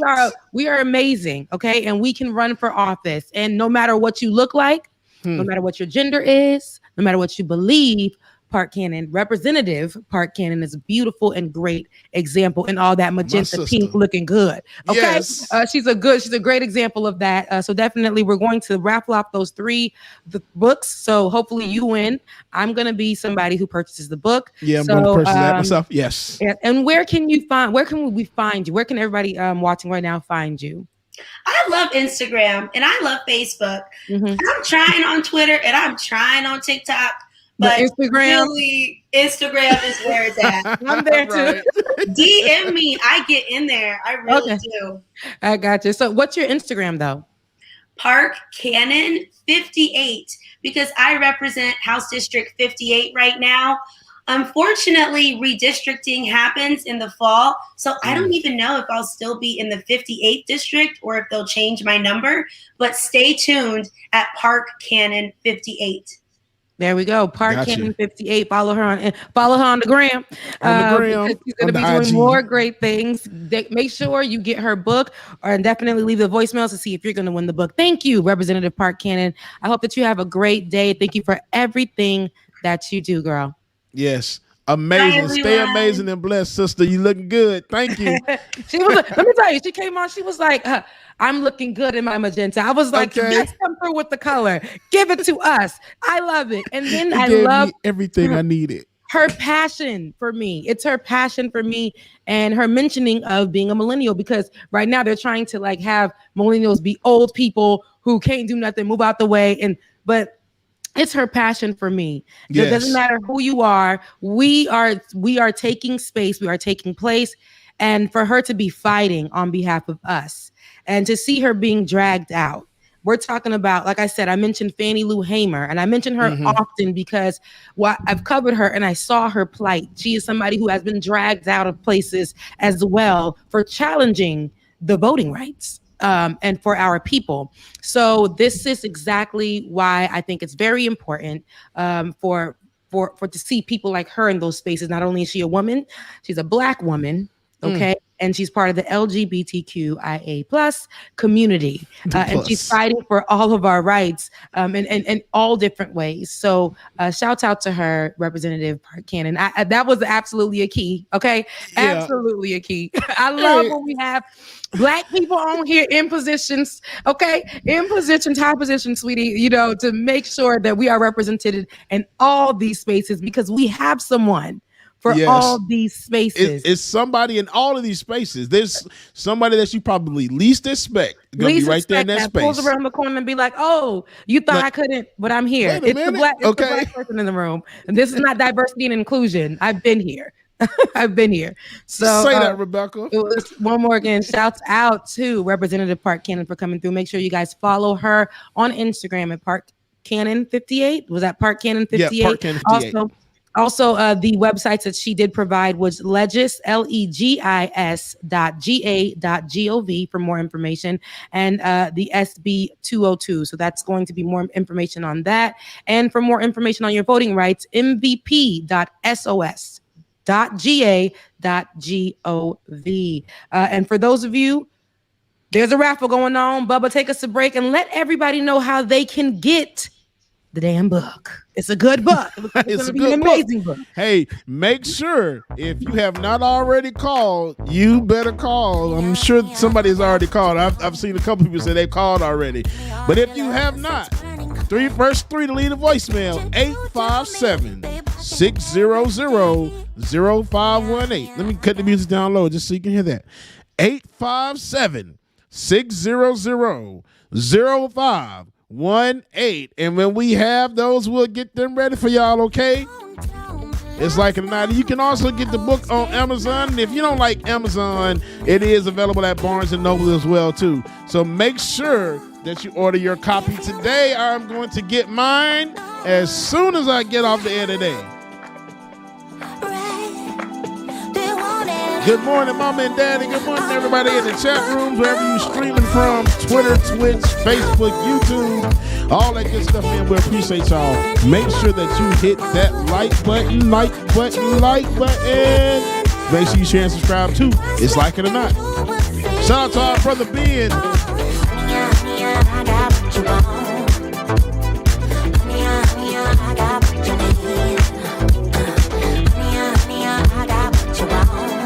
Seven Sweetheart, good morning, sister.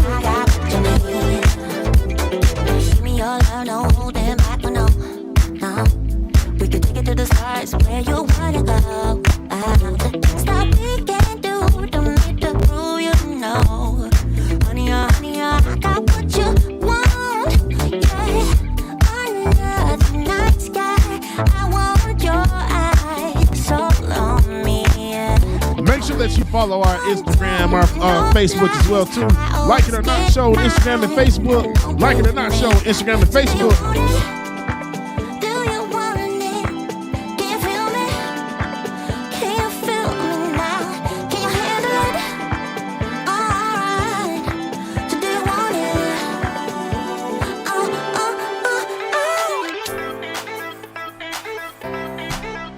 Happy birthday, Natalie, who is celebrating her 50th birthday today. Hey, man, that's dope as hell. Congratulations to you and happy birthday. Enjoy your birthday, man.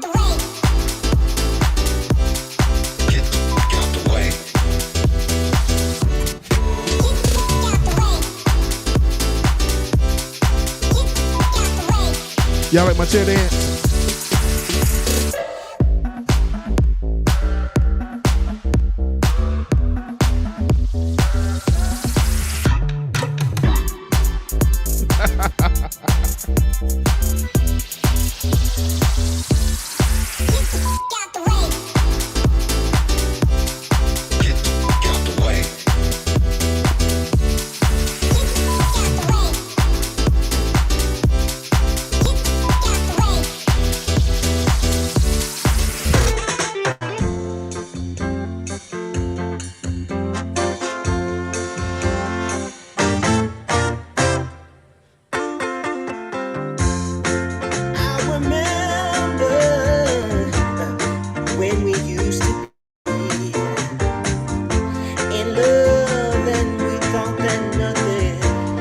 Y'all, if you have not, make sure that you go to patreon.com/likeItOrNot, patreon.com/likeItOrNot. If you want to become a Patreon member, get exclusive content to everything, join patreon.com/likeItOrNot, patreon.com/likeItOrNot, man.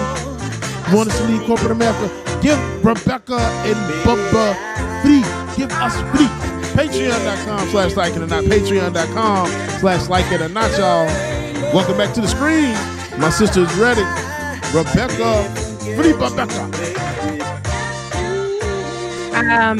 We got to free Rebecca for real, okay? Yeah, for real. The work that we're doing here is very important. So make sure you definitely get us free from our colonizers. Yes, please. Give us free from the colonizer. Retirez-nous sous bord, moun yo ki pare men nou. Please, moun yo kap fè nou travail. Please. Yes, what my sister said. Everything that my sister said. On this Friday. It was such a good interview. I had to go get my Moscato, the pink one, in honor. That's my drink. Come on, pink Moscato. For Representative Park Cannon. But y'all could have told me something. I could have went and got mine real quick. It's in the refrigerator. Honestly, I didn't expect it to be on screen. I didn't know. But it's Friday. It's Friday, right? You know what? I'm absolutely enjoying our special episode today, and I really want every single Friday to be focused on our LGBTQIA community for this month. While we'll be throwing stories in all week, but I really want our Fridays for this month to be focused on that. That was such a joy. You know, we left with her being such a key, but in moments though. Yeah, it was very down to earth, and I love it. It's like girl, I can sit here and talk with you all day long. This is what I'm talking about. Because this is the type of vibe I absolutely love, and I want for all week with the people that we have on. I love it. I love when they give us good energy to go off of, and they also educate us on what's happening because they're the experts on the situation. We have a whole representative here in the state of Georgia who is fighting the fight. I told you I name these people all the time.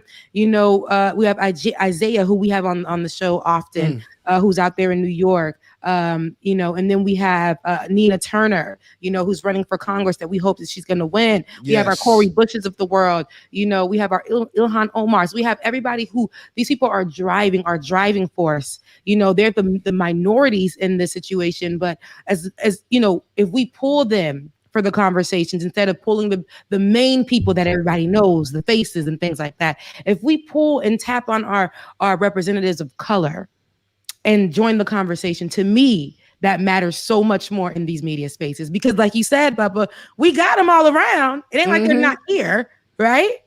We can definitely bring them on, amplify their voices, and just continue to support them. But because she's LGBTQIA, a lot of people wouldn't want to support, just like this religious right-wing activist. That's the evangelist. These religious right-wing activists. Gordon Killen Smith.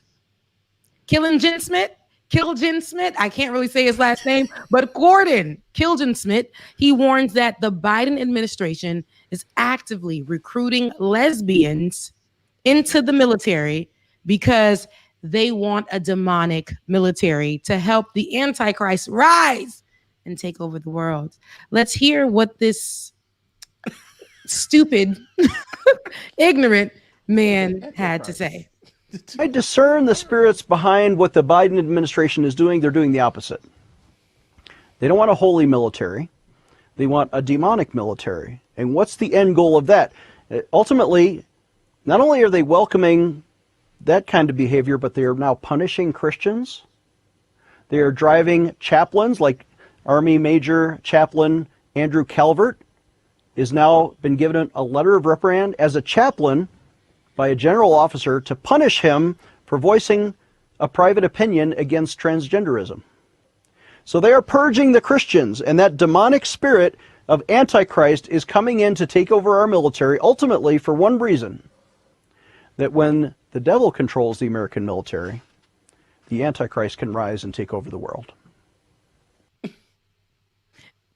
Was he for real? Like, I'm bored. Listen, it's funny. They always want to point out the, lesbianism. First of all, how is that the Antichrist coming? He looks like, here's the thing. A lot of these people that are speaking, and you pointed this out yesterday, Bubba, these people are hypocrites. Yes. They will point out it's not even an issue, but they'll point out this thing, right? And say that because you're a lesbian or you're gay or you're bi or whatever you identify with, like this is the end of days. Meanwhile, a lot of them are cheating on their wives. A lot of them are stealing. A lot of them have killed. A lot of them are destroying so many things in so many ways. They are not following the commandments in any way, shape, form, nothing. But they'll choose to say things like lesbians, and that basically, to me, I hear women shouldn't even be in the military. Now we got them in the military. They're lesbians, and this is the end of days. They're going to be the cause of the Antichrist coming back. Crap. But here you choose this particular situation to speak about the Antichrist. Yet there's so many more things that a lot of people, and especially people who are in these spaces, are doing that are not aligned with the word. Right. But these are the people who have the platforms. He looks like he could be like on one of those, when the commercials be playing and he's the one that's begging and that, because they want to say all the black pastors do it, but them white folks, they be riding them G5s in the sky. Okay. G5s in the sky. Literally, he looks like one of those people who are just asking for things, and he's going off to countries like Haiti and, raping the people and, coming back with half kids. And, he's one of those people, the missionaries, right? That say all of this about all of that, but will go to these countries, do wrong, come back, spread the wrong word, and that be that. And when you are when you have these platforms, especially as a Republican supporter, pastor, all your words are going to fall onto your clan's ears, and they're going to treat people. They're going to think that this idea of not having lesbians, and we already know that there are laws trying to be put in place where transgenders aren't even allowed to be in the military, things like that. So there are so many laws set in place to go against already the LGBTQIA community. And then we have religious leaders who may not be doing right themselves and are not teaching about love and about acceptance. And it's true. If we don't believe in that, we don't believe in that. But that doesn't mean that we go out and say that because you are that, you don't deserve healthcare, you don't deserve a job, you don't deserve to be in the military, you don't deserve anything. Like that's ridiculous to me. What research did you do to determine that these females are going to be caused? What breakdown of what version of this multi-thousand-year-old Bible did you read that says that females are going to rise up and be the Antichrist by joining the military? And it sounds sexist to me. It's like not only that, it's like he didn't mention, like if you're going to mention, he only mentioned lesbians. Like that's it. And that's why I'm like, wait, where did you get that from? Because he doesn't like women, and he probably likes men himself. So it's like pedophile. It's weirdo stuff. It's weirdo stuff happening. So, just for him to identify lesbians lets me know he doesn't like women. Women, and those type of people also believe that the Bible says that women are like servants and slaves and those kind of things. To bathe, to feed, all of that. Yeah. That's probably what we're going with here. And so here's your 15 minutes of fame, Killinger Smith, whatever it was. You sounded stupid. As we unpack that, we realize that you're sexist. Not only that you're sexist, you could possibly be gay. And you're a pedophile. And probably somebody who rapes people overseas. Look, we got all of that. Man. All of that from your stupid little comments. So the same way that you're picking people apart, we will pick you apart. Absolutely. That's right here on Like It or Not, whether you like it or not. Hello. So so yesterday, I know we were discussing critical race theory and how they're trying to take that out of schools. This is an audible, David, but I know that remember when we were having that conversation about the bill being the representative who's making the bill, and he was going off, and the CNN guy was like, "You're not gonna come on CNN and have that, we're not gonna do that." Remember when we were discussing that and how I said once Texas does it, Georgia will do it too. Why? Because birds of a feather flock together. And that's exactly what happened in Cobb County. They have now taken on that same idea that they will not be teaching the critical race theories in their schools. So it's only going to be more white supremacist ideals fluffed into our children's heads if you're in Cobb County. So be expecting that. They don't want them to know exactly what's going on. They don't want them to know that their cousins, sisters, brothers, and them stormed up to the Capitol and did what they did, which is a terrorist attack. And also, they don't want y'all to know that the former president, Donald Trump, didn't win presidency, but took our good old taxpaying dollars and went to go fight it at the Supreme Court and things like that to say that he did. So they don't want them to know that. They don't want them to know that. So it's already touched down in Georgia. It's going to trickle down. And where is it going to reach? Right there in Florida. In good old Florida. We already know. You said it right, Rebecca. It never happens with these three states. Florida, Georgia, and Texas. If it happens in one of those states first, guaranteed one of those other states is going to be next. Go best friend. That's my best friend. Go best friend. That's my best friend. If it happens right here in good old Texas, it's going to happen in Georgia, and it's going to happen in good old Florida. Hey there, Texas. I saw you just signed that bill. Guess what we're doing here in Georgia? Oh, man. Listen. We never shut down here in Georgia. I know they wanted to say they wanted to shut down, but, we have Governor Kemp. We got Governor Kemp right here in Georgia, and we weren't going to shut a thing down. Good old Kemp. And we went down there and called down to Florida and spoke with DeSantis. And DeSanta. We told DeSantis, we said, hey, DeSantis, pull up your pants and get right on in it. We're going to get a little dirty. We're back out on these streets, even though it's a whole panoramic. We don't care. Hey, we don't care that this whole Panasonic is going on. We're going to keep on doing the damn thing. Hey, did you see what we did with that energy crisis and the big freeze in Texas? We did all of that. It was all made up. We did it. Oh, man. We had Cruz over there holding it down for us. Remember when Cruz went on vacation? That's just like Cruz to do. If he was going to be in partnership with us, he had to leave him for dead. He had to leave. Yeah, we had to. Oh, he was dead weight at that point. Like Lavahead, we told that man, don't go on this vacation. But this dumbass went anyway. But it's okay. We dropped him. We got everything taken care of. Hey. We good. We still made billions of dollars off these people. Cut the power off for so long. It was okay. It was cool. Hey, let's call a thing, people. A thing. The thing is, we don't care about the people. We just care about our white ideals and what we are all about. Speaking of white ideals, I know this is another audible. David, I love you. Mean it so much. But there's a statue, right? A statue that was placed. Let's see here. It's a statue of York, and York is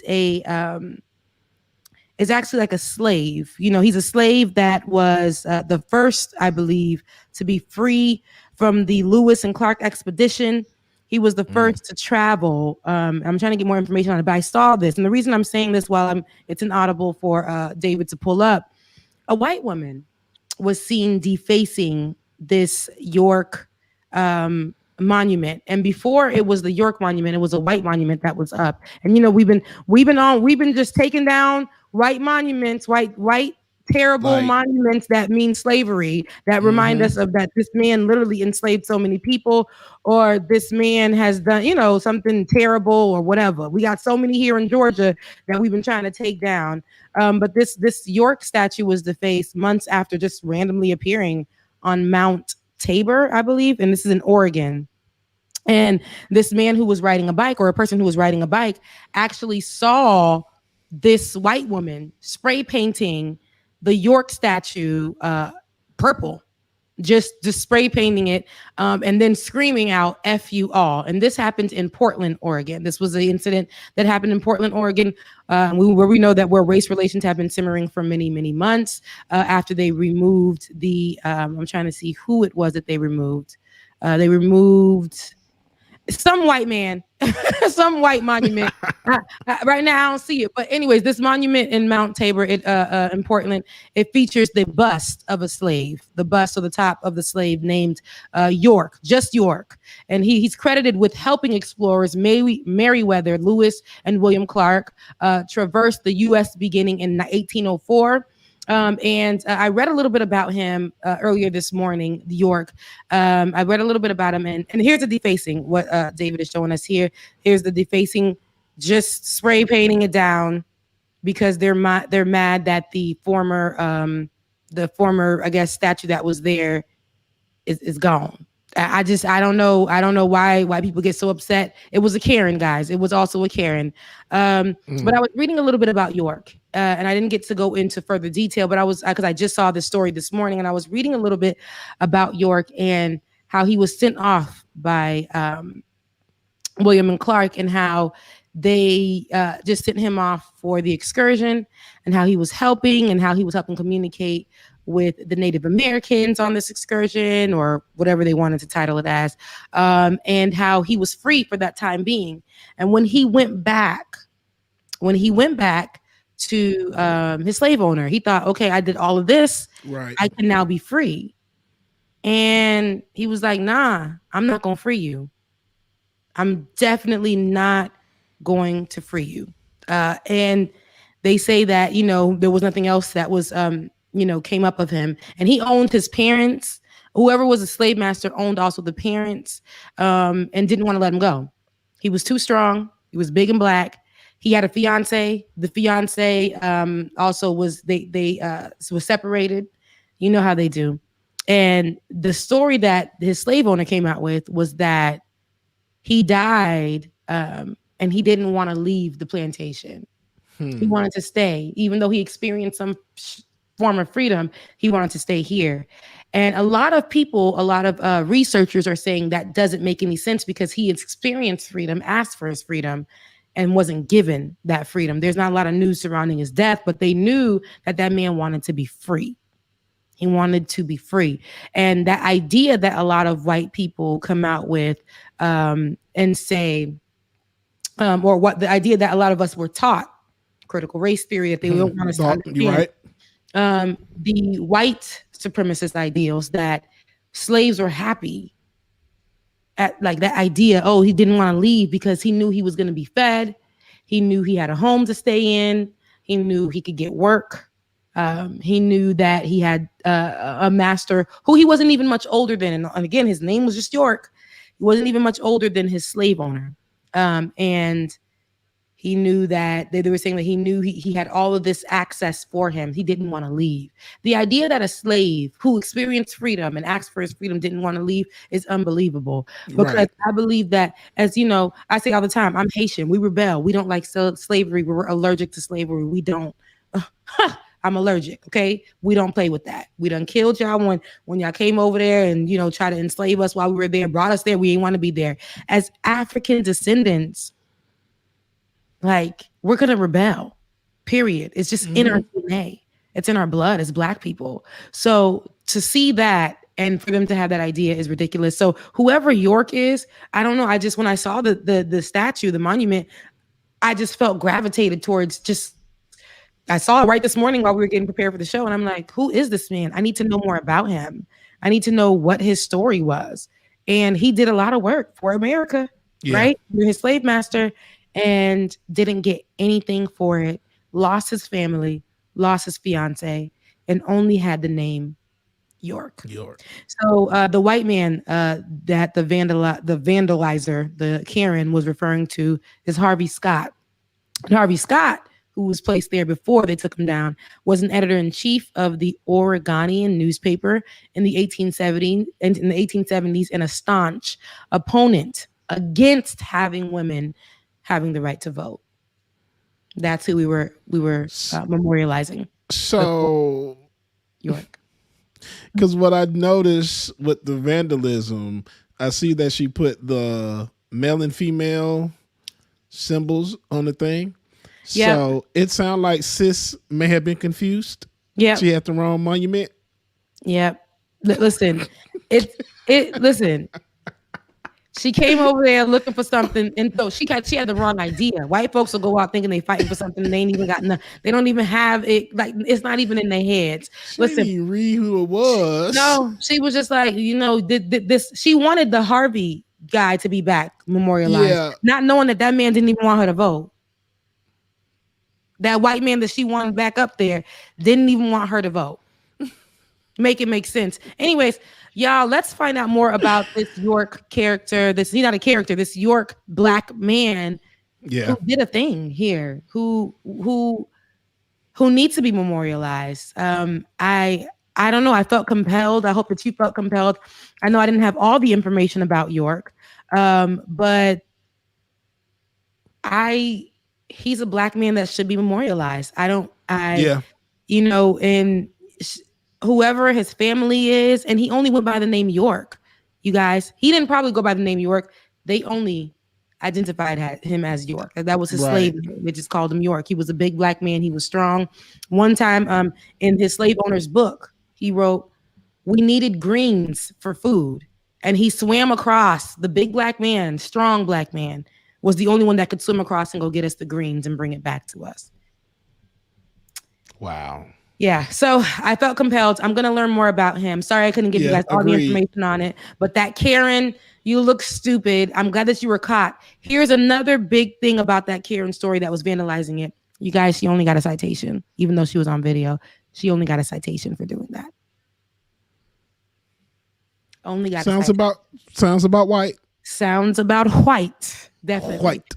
So yeah, that is that I just had to drop that. Didn't mean to make it so crazy, but I don't know. If you guys want to go find out who York is, do that. I'm gonna definitely get up on my York information. Whoever that Black man was, I feel like he should be commemorated correctly. Yeah. And that statue was placed there by an unknown person. Nobody knows. They just woke up and that monument was there after they took the other one down. It was placed there this year in February. So yeah, well, I'm whoever glad they did let that, it stay. yeah, whoever did that, shouts out to you. And I hope that we, start popping out more Black monuments and make all these Karens upset. Have just shaking the table, have their veins popping out, have their bobs wigging out, have them in their khakis up their butt, get them really upset. Really get them Rebecca, upset. go away. Anywho, just named all of them. It's about time, I think, we go into the after party. I hope that you guys who are watching right now take it to the correct place. Bubba, link them over to the right place because they just be staying there looking like, where's the after party? Where's the after party? tinyurl.com/like it or not. Right. Okay. tinyurl.com/like it or not show. I need y'all to go ahead, go over there right now and get ready. And make sure that you share and subscribe. Most things, subscribe to that page and we'll be good to go. We'll be good to go. For everybody who's one watching, step closer. One step closer to being free. Not one, because we probably maybe like a step, a few rounds, a little something, a marathon, a little bit. But if you guys help us, we're one step closer. So listen, for everybody who's watching, thank you for tuning in with us today. If you're not headed over to the after party, please, if you can, become a patron if you can, and if you have the good old Prime Amazon account and you don't want to give your full $12.99 over to Bezos, give it to us. You give it to us for free by definitely what is it? Partnering, taking a bit of that with your Prime Amazon account, and that can go into actually becoming a subscriber, a Patreon. That money comes to us, that $5 out of that. So I love you guys, mean it so much. I thank you guys for rocking with us. I hope that we held it down as best as we could. Yes. And meet us at the after party. I want to see you after the party. Yeah. Hey, and shut up, Rebecca didn't do her video yesterday either, but it's okay. I'm doing it today. I said it, but I did not. The way work was set up, Bubba, the wig was on, but I was looking crazy. Couldn't even. It was a tough day yesterday, but I love you. I mean it. Let's head over to the after party, and Bubba, take it away. Let's go, y'all. Make sure that you follow tinyurl.com/like it or not show. tinyurl.com/like it or not show, y'all. We'll see y'all over there. Make sure that you like, subscribe, and share.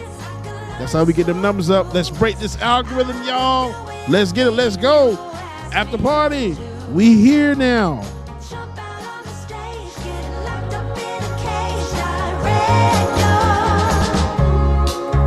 Mr. Director, I will do anything you want me to do. Hey, Mr. Director, anything for you. I can sing, I can dance, I can sing, I can dance, I can learn to slow moves. Welcome to the after party. Everybody make sure that you come on in, get situated, get set off. Jump out on the stage, get locked up in a cage. Justice Dakotas, yes sir, we still see you. I can dance, I can learn to smooth moves. I will do What up, anything Daniel? you Good morning, ask Courtney. me Good morning, y'all. Jump out on the stage, get locked up in a cage. Director, oh, bring it on, director. I know how to deliver. Come on, director.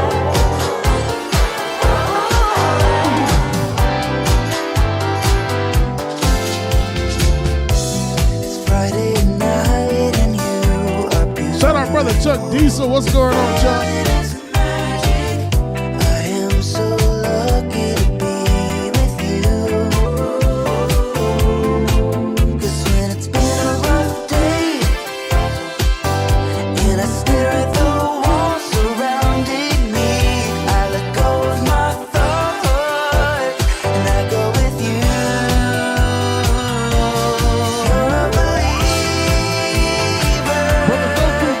Good morning.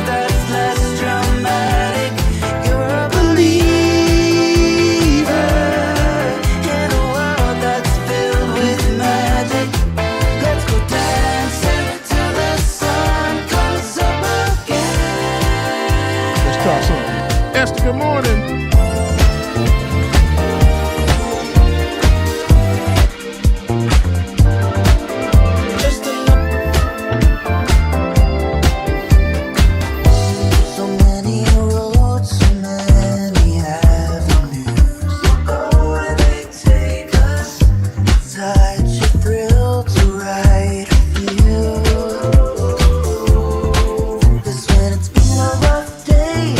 Lisa Noel, I got you. Oh, Shauna, good morning. Nat, hey, what's going on, Nat? Good morning, good morning.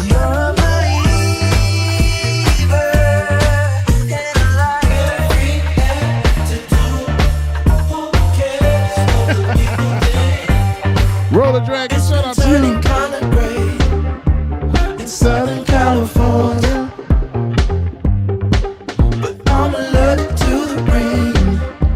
What happened to euphoria? Oh, oh. Don't worry about it. Don't worry about it. I'm too excited. Don't let go with the I'm gonna squeeze one more in here. One more. It's all or nothing. Ignore the signs. Socialize. Come and see what you've been missing. Roll the dragon, yeah, I am.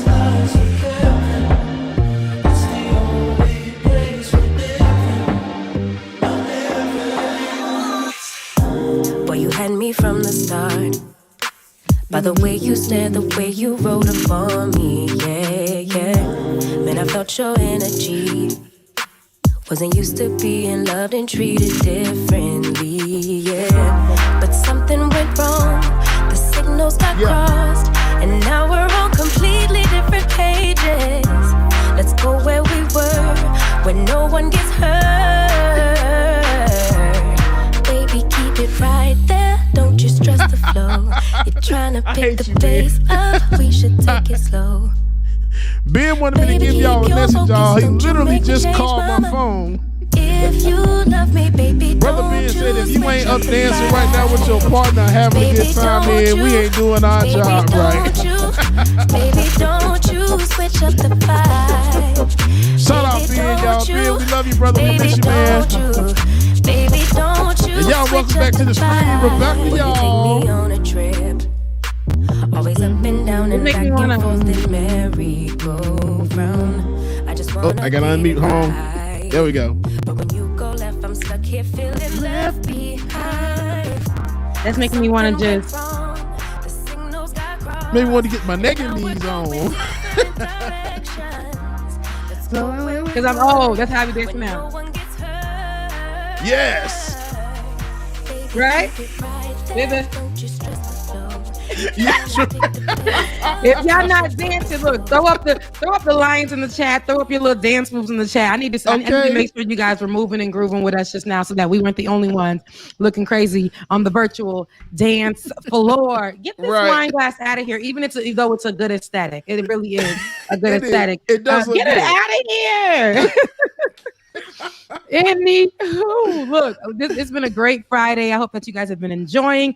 Everyone who didn't catch the first part of the show, please be sure you catch the beginning of the show. Yes, because we had such a vibe. Okay, we had Representative Georgia Representative Park Cannon here on the show, who was giving us all the tease of what happened with her. If you guys recall, being dragged out as she knocked on Governor Kemp's door to basically just confront him with her eyes. You know, when a black person look at you in the eyes, when a black woman looks at you in your eyes and don't say nothing, you know something is coming. Okay. So let's be expecting something big from Georgia Representative Park Cannon. Again, welcome back to Like It or Not. Listen, we're free to tell the truth, Bubba. And not care who doesn't like it, shouty. Come on, somebody. Listen, okay, so here, I want to start the show off with this, and then we'll get into some Black Joy to take you guys out on this wonderful Friday that looks like it's trying to be gloomy outside. But so y'all, I know we talk about these white men like Tucker Carlson with a little piece of hair that won't sit down in the back, but we haven't talked about Ben Shapiro in a while. We haven't talked about him in a while. And this man had the caucasity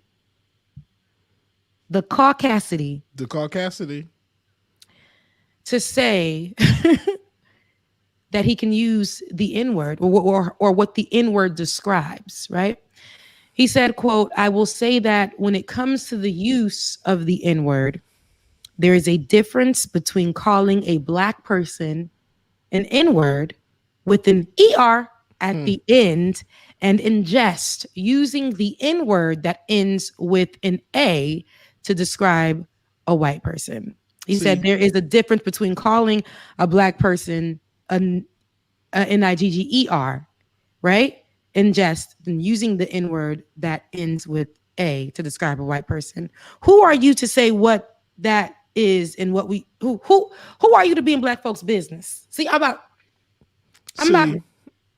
Go ahead, Bubba. He didn't listen to somebody's rap album or to listen to some hip hop artist, Lil Wayne, and think that it's okay now for him to say the word with the A at the end, which means that his kids probably said it.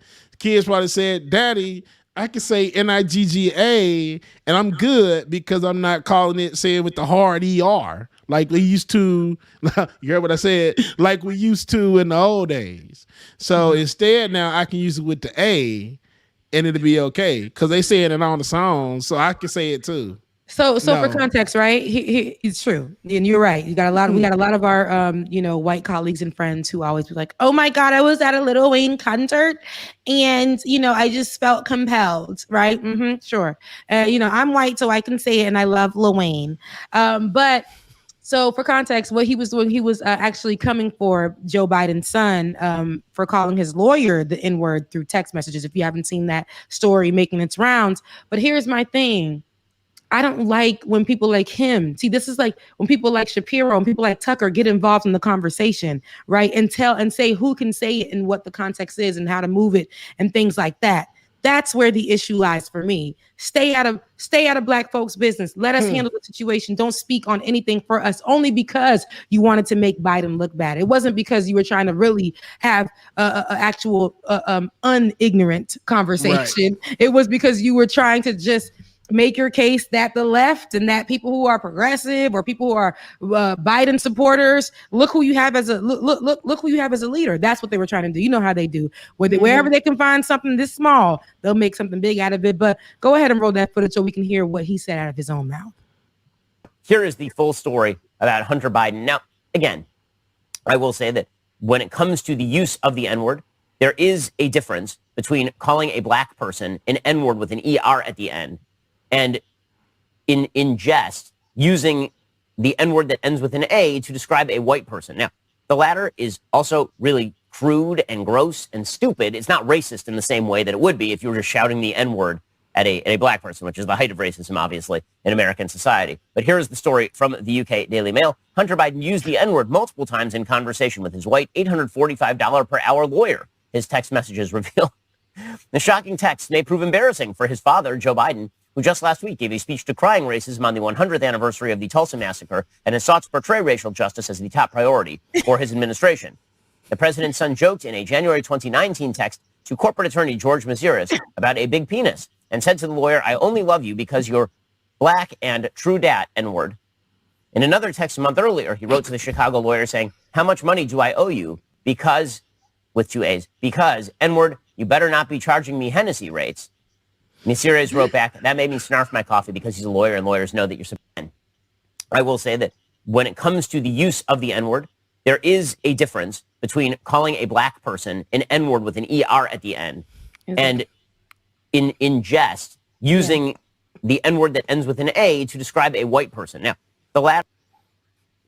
He's so out of touch. So here it is. He for him to speak about it and he's about to give a history lesson about that word to the people. That's the problem. Now, Biden's son was wrong. Now, if that's his relationship with the person that he was texting, that's them. That was on their personal. Here's my thing.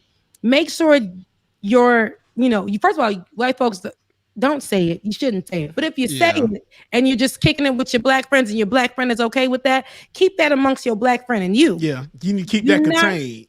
don't bring it out, because when it hits the fan and we start smelling that, okay, it's gonna be a problem. It's gonna be a right? problem, bro. It's gonna be a problem. So, but here I say this to say, Shapiro's voice bothers me. He doesn't look, and I always say, like, he's kind of handsome to me. I say that all the time, but he doesn't. The voice that comes out of it is terrible. Yeah, I don't like it. Yeah, it's so dumb. Like Tucker Carlson is he ain't got it. He ain't got it. But this guy, he looks like he says the word. He looked like he used to have black friends and he wanted to say the word so bad back in the day. And he's like coming up to them, hey, can I say that word? Da-da-da-da. I sound like Steve Urkel, but that's exactly what I feel like he was doing.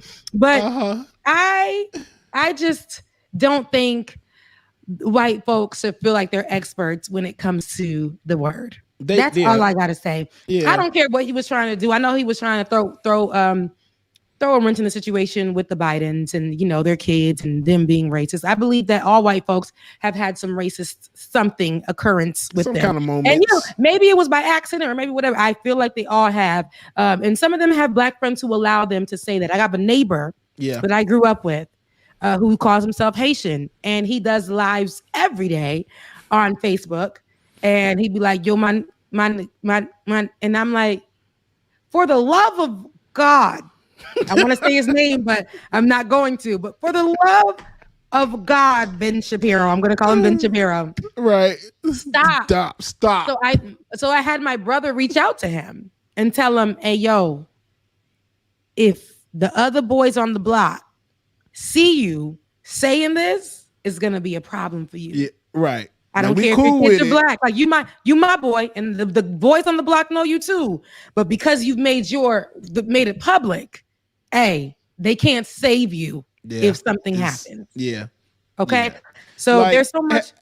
There's so much with that word though. There's so much that, how they say that, there's so much in a name. There's so much with that word. So when black folks use it, we took it, made it something else. People get mad about it. You either use it or you don't. Some black folks don't want to use it. Some do want to use it.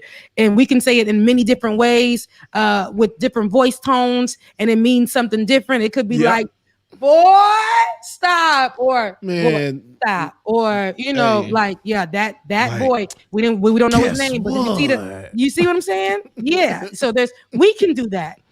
But white folks getting involved in the conversation, trying to tell us how to say it with the ER or the A at the end, that's a problem. Yeah, just that's none of your business, man. Stand down. Shapiro, that is. Stand down. Go Shapiro away. and Biden's son, you shouldn't be saying it. And Hunter asked, let's talk about Hunter for a second. How the hell you let the text messages get out? Like, you say he got a black friend. I heard he say something about a black BBC. There we go. Okay. And then the Hennessy that's rates. That's kind of sketchy to me. What have you been looking at? Like what? That's real sketchy. Yeah, what kind of relationship y'all got? And then you talking about the Hennessy rates. Like y'all must got a real good relationship. Because I want to know what the lawyer said back in return.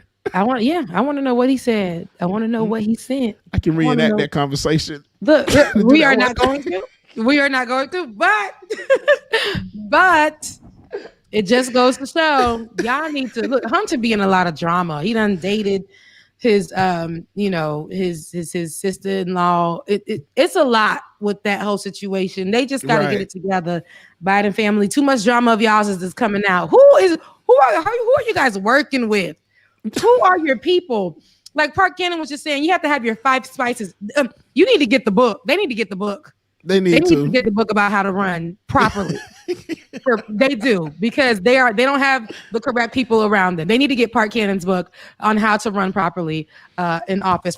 But listen, let's take it to some Black Joy. We are at the 10:08 hour, top of the hour, and we have a few more minutes. I want to shake things up. I know it's Friday.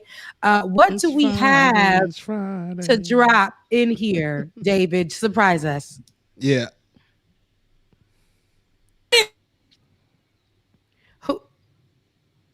What is happening here? Who dropped this one? There's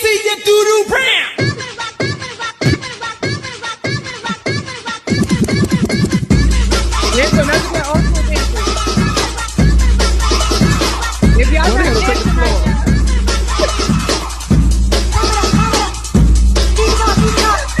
Look at him on his back.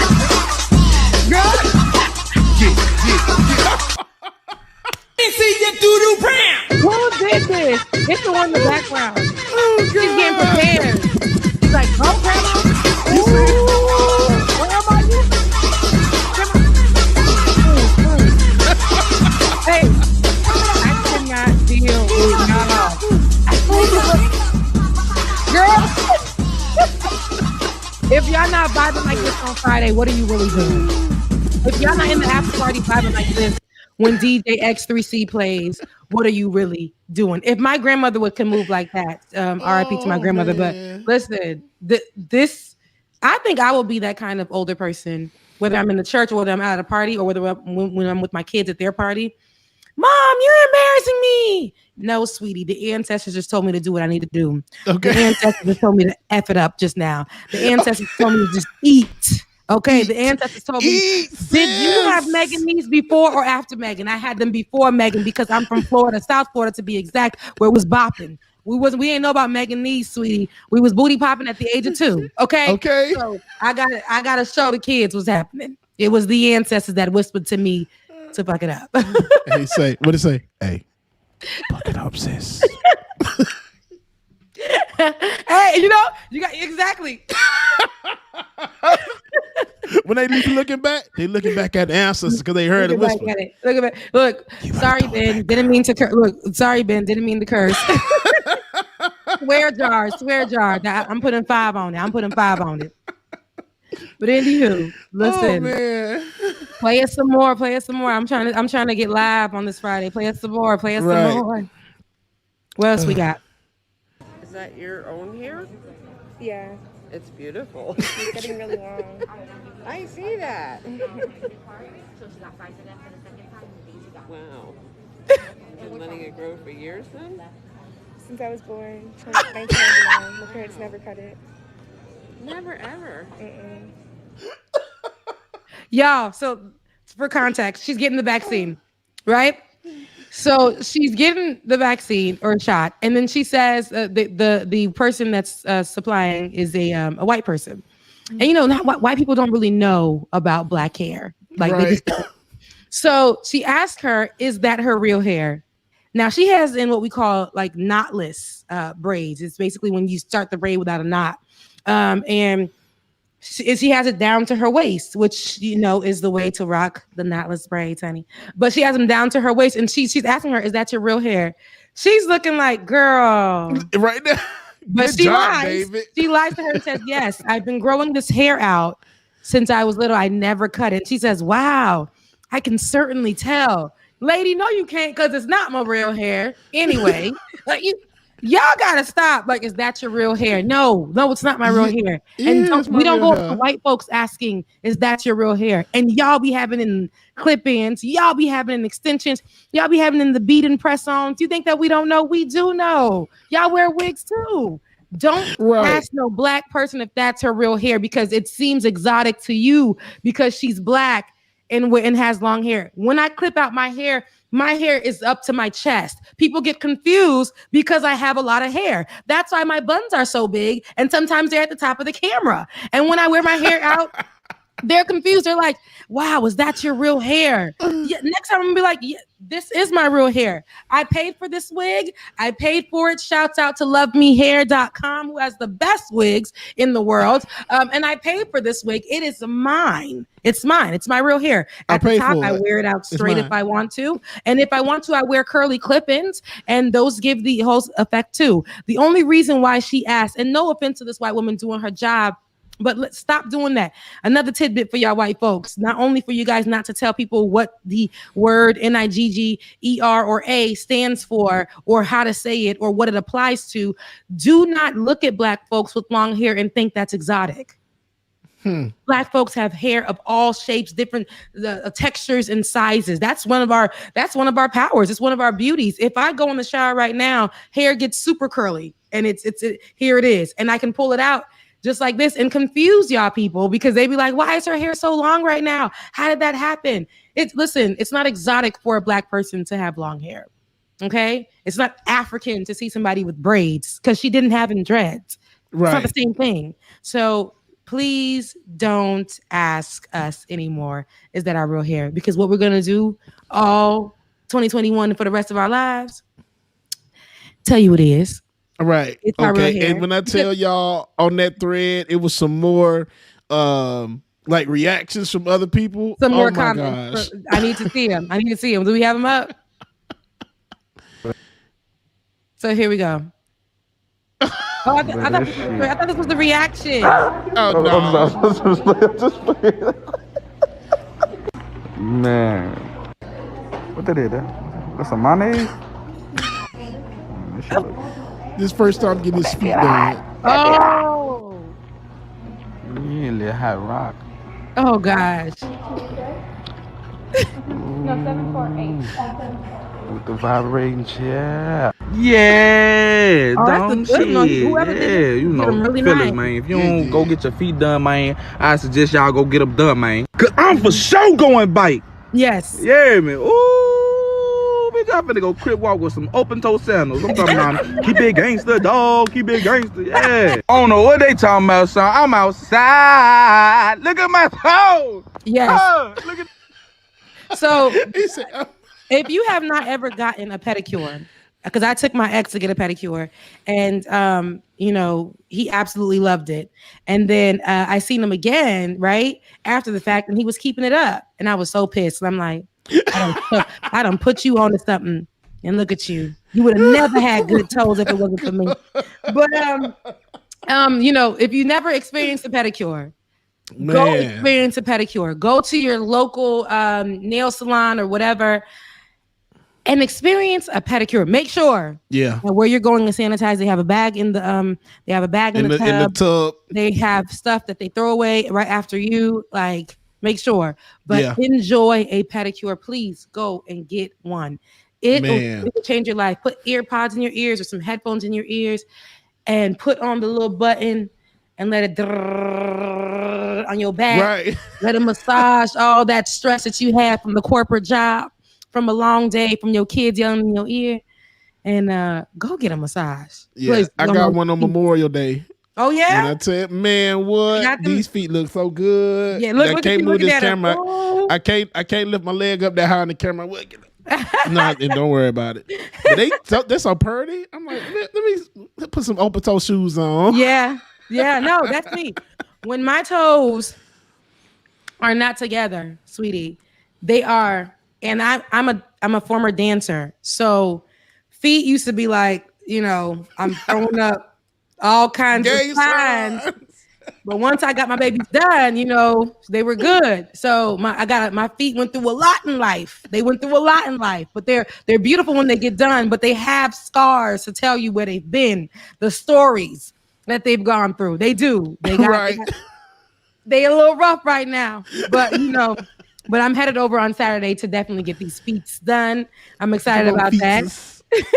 I know, right? About that. So what else do we have? Because I'm looking at David telling us we have no, we're not doing that one, David. No, we ain't doing that one. We're not doing that one, sir. Hell no. We definitely aren't doing that one. To the no. David, what else we got? Oh yeah, it has to be you, Bubba. Yes, child. I went on it was like a spree. Oh, this is beautiful. This is on your FAMU. When I tell you, it was like this long set of clips of black men just living life and having fun, man. I was over here crying yesterday because I enjoyed it. I love to see them doing their thing. This man is liturgically dancing very well. Yes.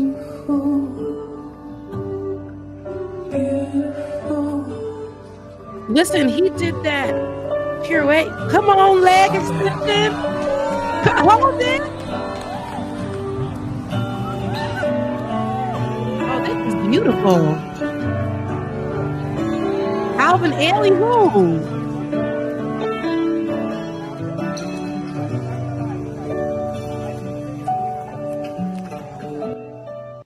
Absolutely. Let me say something. Yes.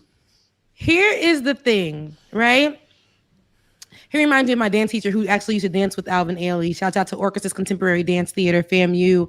Come on, Orchesis. Orchesis Contemporary. I was about y'all. Yes, listen. Listen, he's giving leg extension. This is what, and I love because the move that he does with his head. My dance teacher used to say, wig, no wig, right? No wig. But the move he used to tell us, like, because he was bald, and he used to have us do that. And I miss it. I think this is so artistic. Yes. What's funny is they'll try to sexualize men who are dancers or dance like this, or just, you know, automatically say, oh, he's gay or whatever. Men can be dancers too, and they could be liturgical dancers and be a part of the art just as well as women can be. And as we can, this man is talented as hell. And when I saw it, like I said, I'm like, this goes to show that black man, we can do any and every damn thing we want to, man. Yes. Don't let nobody stop you and tell you that you can't. No, I love me a black man. I love to see black men winning. I love to see black men standing in their own. I love to see black men doing what they need to do. It's everything to me. I absolutely adore it. Is this another clip of another black man doing something great? It is a freaking amazing. Let me see what he got.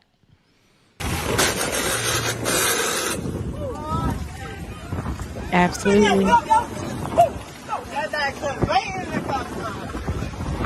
Look at that. Like, we could make anything art, y'all. And we know this Florida. It looks like Florida. Definitely. South Florida, period. Yes, straight South Florida. Yeah. Like, we make anything look good. We make it art. And just for the simple fact, this makes me feel good because it's all these black people that ain't causing no trouble. They just out here riding their bikes, having a good time. That's all they're doing. And you know it's Florida. It's a Christmas tree, and he got on a sleeveless shirt. It was a Christmas tree in the background. It's palm trees. That's definitely Florida. Small, colorful houses in the colors orange, pink, and all that, because my mama's house is over there, and it's pink. So, yeah, definitely. It's Florida. Definitely Florida. Definitely Florida. But, yes, look at, like, they're causing no trouble. And, you know, these are not thugs. These are not criminals, you know, these are not, and even if they were, like, it is what it is. We're just having a good time outside. Like, and it's occasions and events like this that police officers occasionally pull up to more times than not, and tell them to stop doing what they're doing because it's disturbing the community. So, but shout out to black men, yo. You know, shout out to black women, shout out to black men, shout out to black people. I'm always going to be rooting for you. Some of y'all sometimes, Candace Owens, we can't do what we need to do. We can't root for you. We can't. I want you to be free, but you got to free yourself, sis. You got to free yourself. But all other black people, I'm shouting for you. Shout out to, Issa Rae. Shout out to Yvonne Orji, who dropped her book. That is Bamboozled by Jesus. I need that book. You know, Yvonne Orji is Molly from Insecure, who you guys have said I looked like. Some people are saying on Twitter, were saying, oh, Rebecca is Molly from Insecure. I don't know. I think her character and me on the show may be kind of similar, or her as a person, not her character on the show, her as a person. I think we're kind of similar, but I absolutely love her. She just did this book, but black women, black men, we are all literally so amazing. And if we just tap into how amazing we are, we could be on the street doing liturgical dancing, speaking to people's lives, right? You know, going viral and getting our moment, doing things that are using our gifts. Because all of us have gifts, man. Yes, all of us. We have gifts. So what's this one? Oh, this Pops. This... Okay. This for us, Rebecca. Yo, Pop, yo, let's get it. Here we go. Whoa, whoa.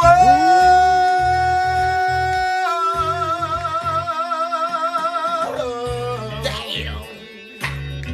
Hey. Here we go again, y'all. Hey. This is a family. We got a family scroll for the song, baby. Hey. We got to do it for you on air. Come on now. Uh-oh. Hey. You know what? Hey. You make me happy. Shout out to Florida A&M University. Come on, let's get y'all. This you can tell. Are y'all dancing right now? You stood right beside me. If y'all dancing like me, y'all need to drop them lion heads in the chat, y'all. Y'all dancing right now.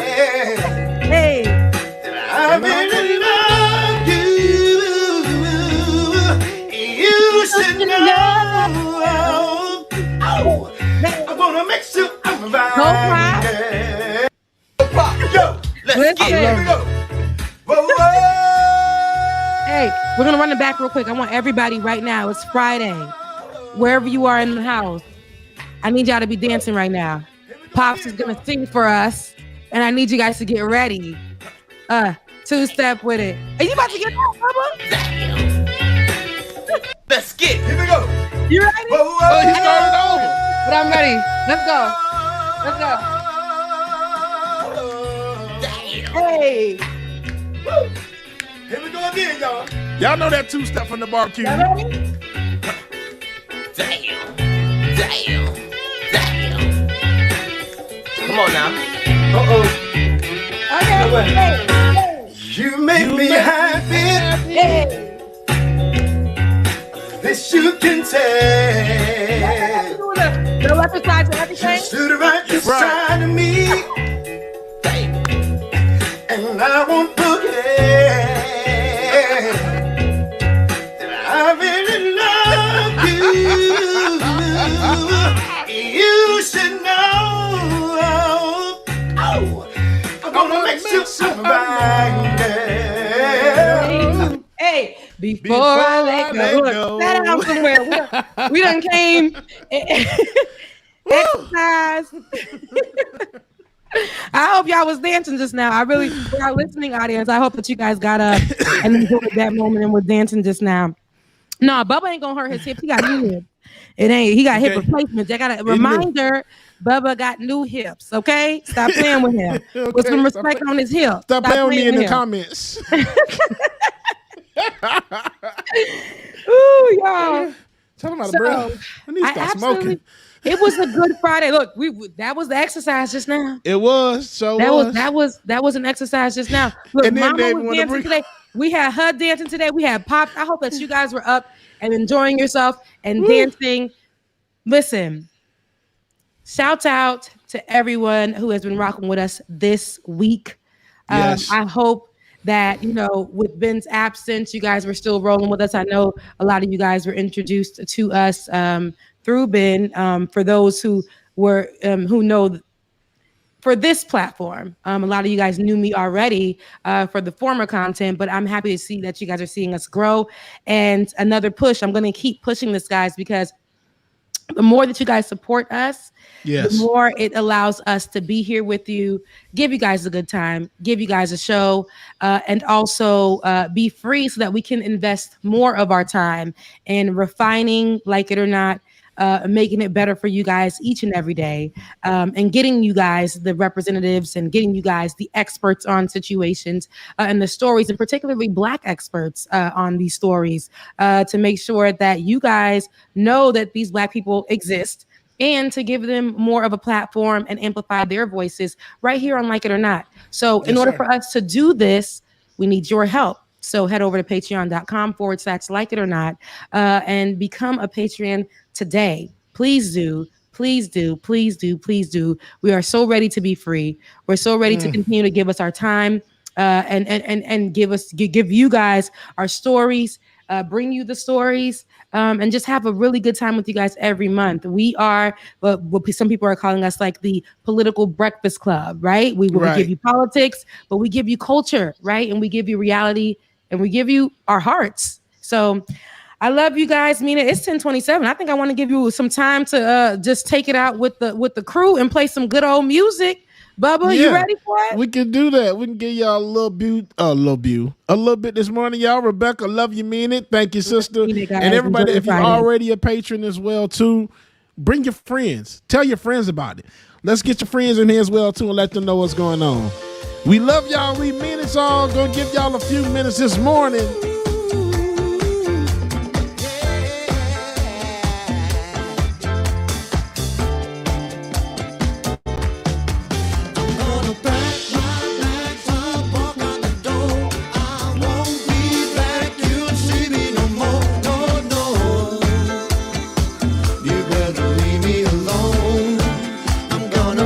But I'll be gone.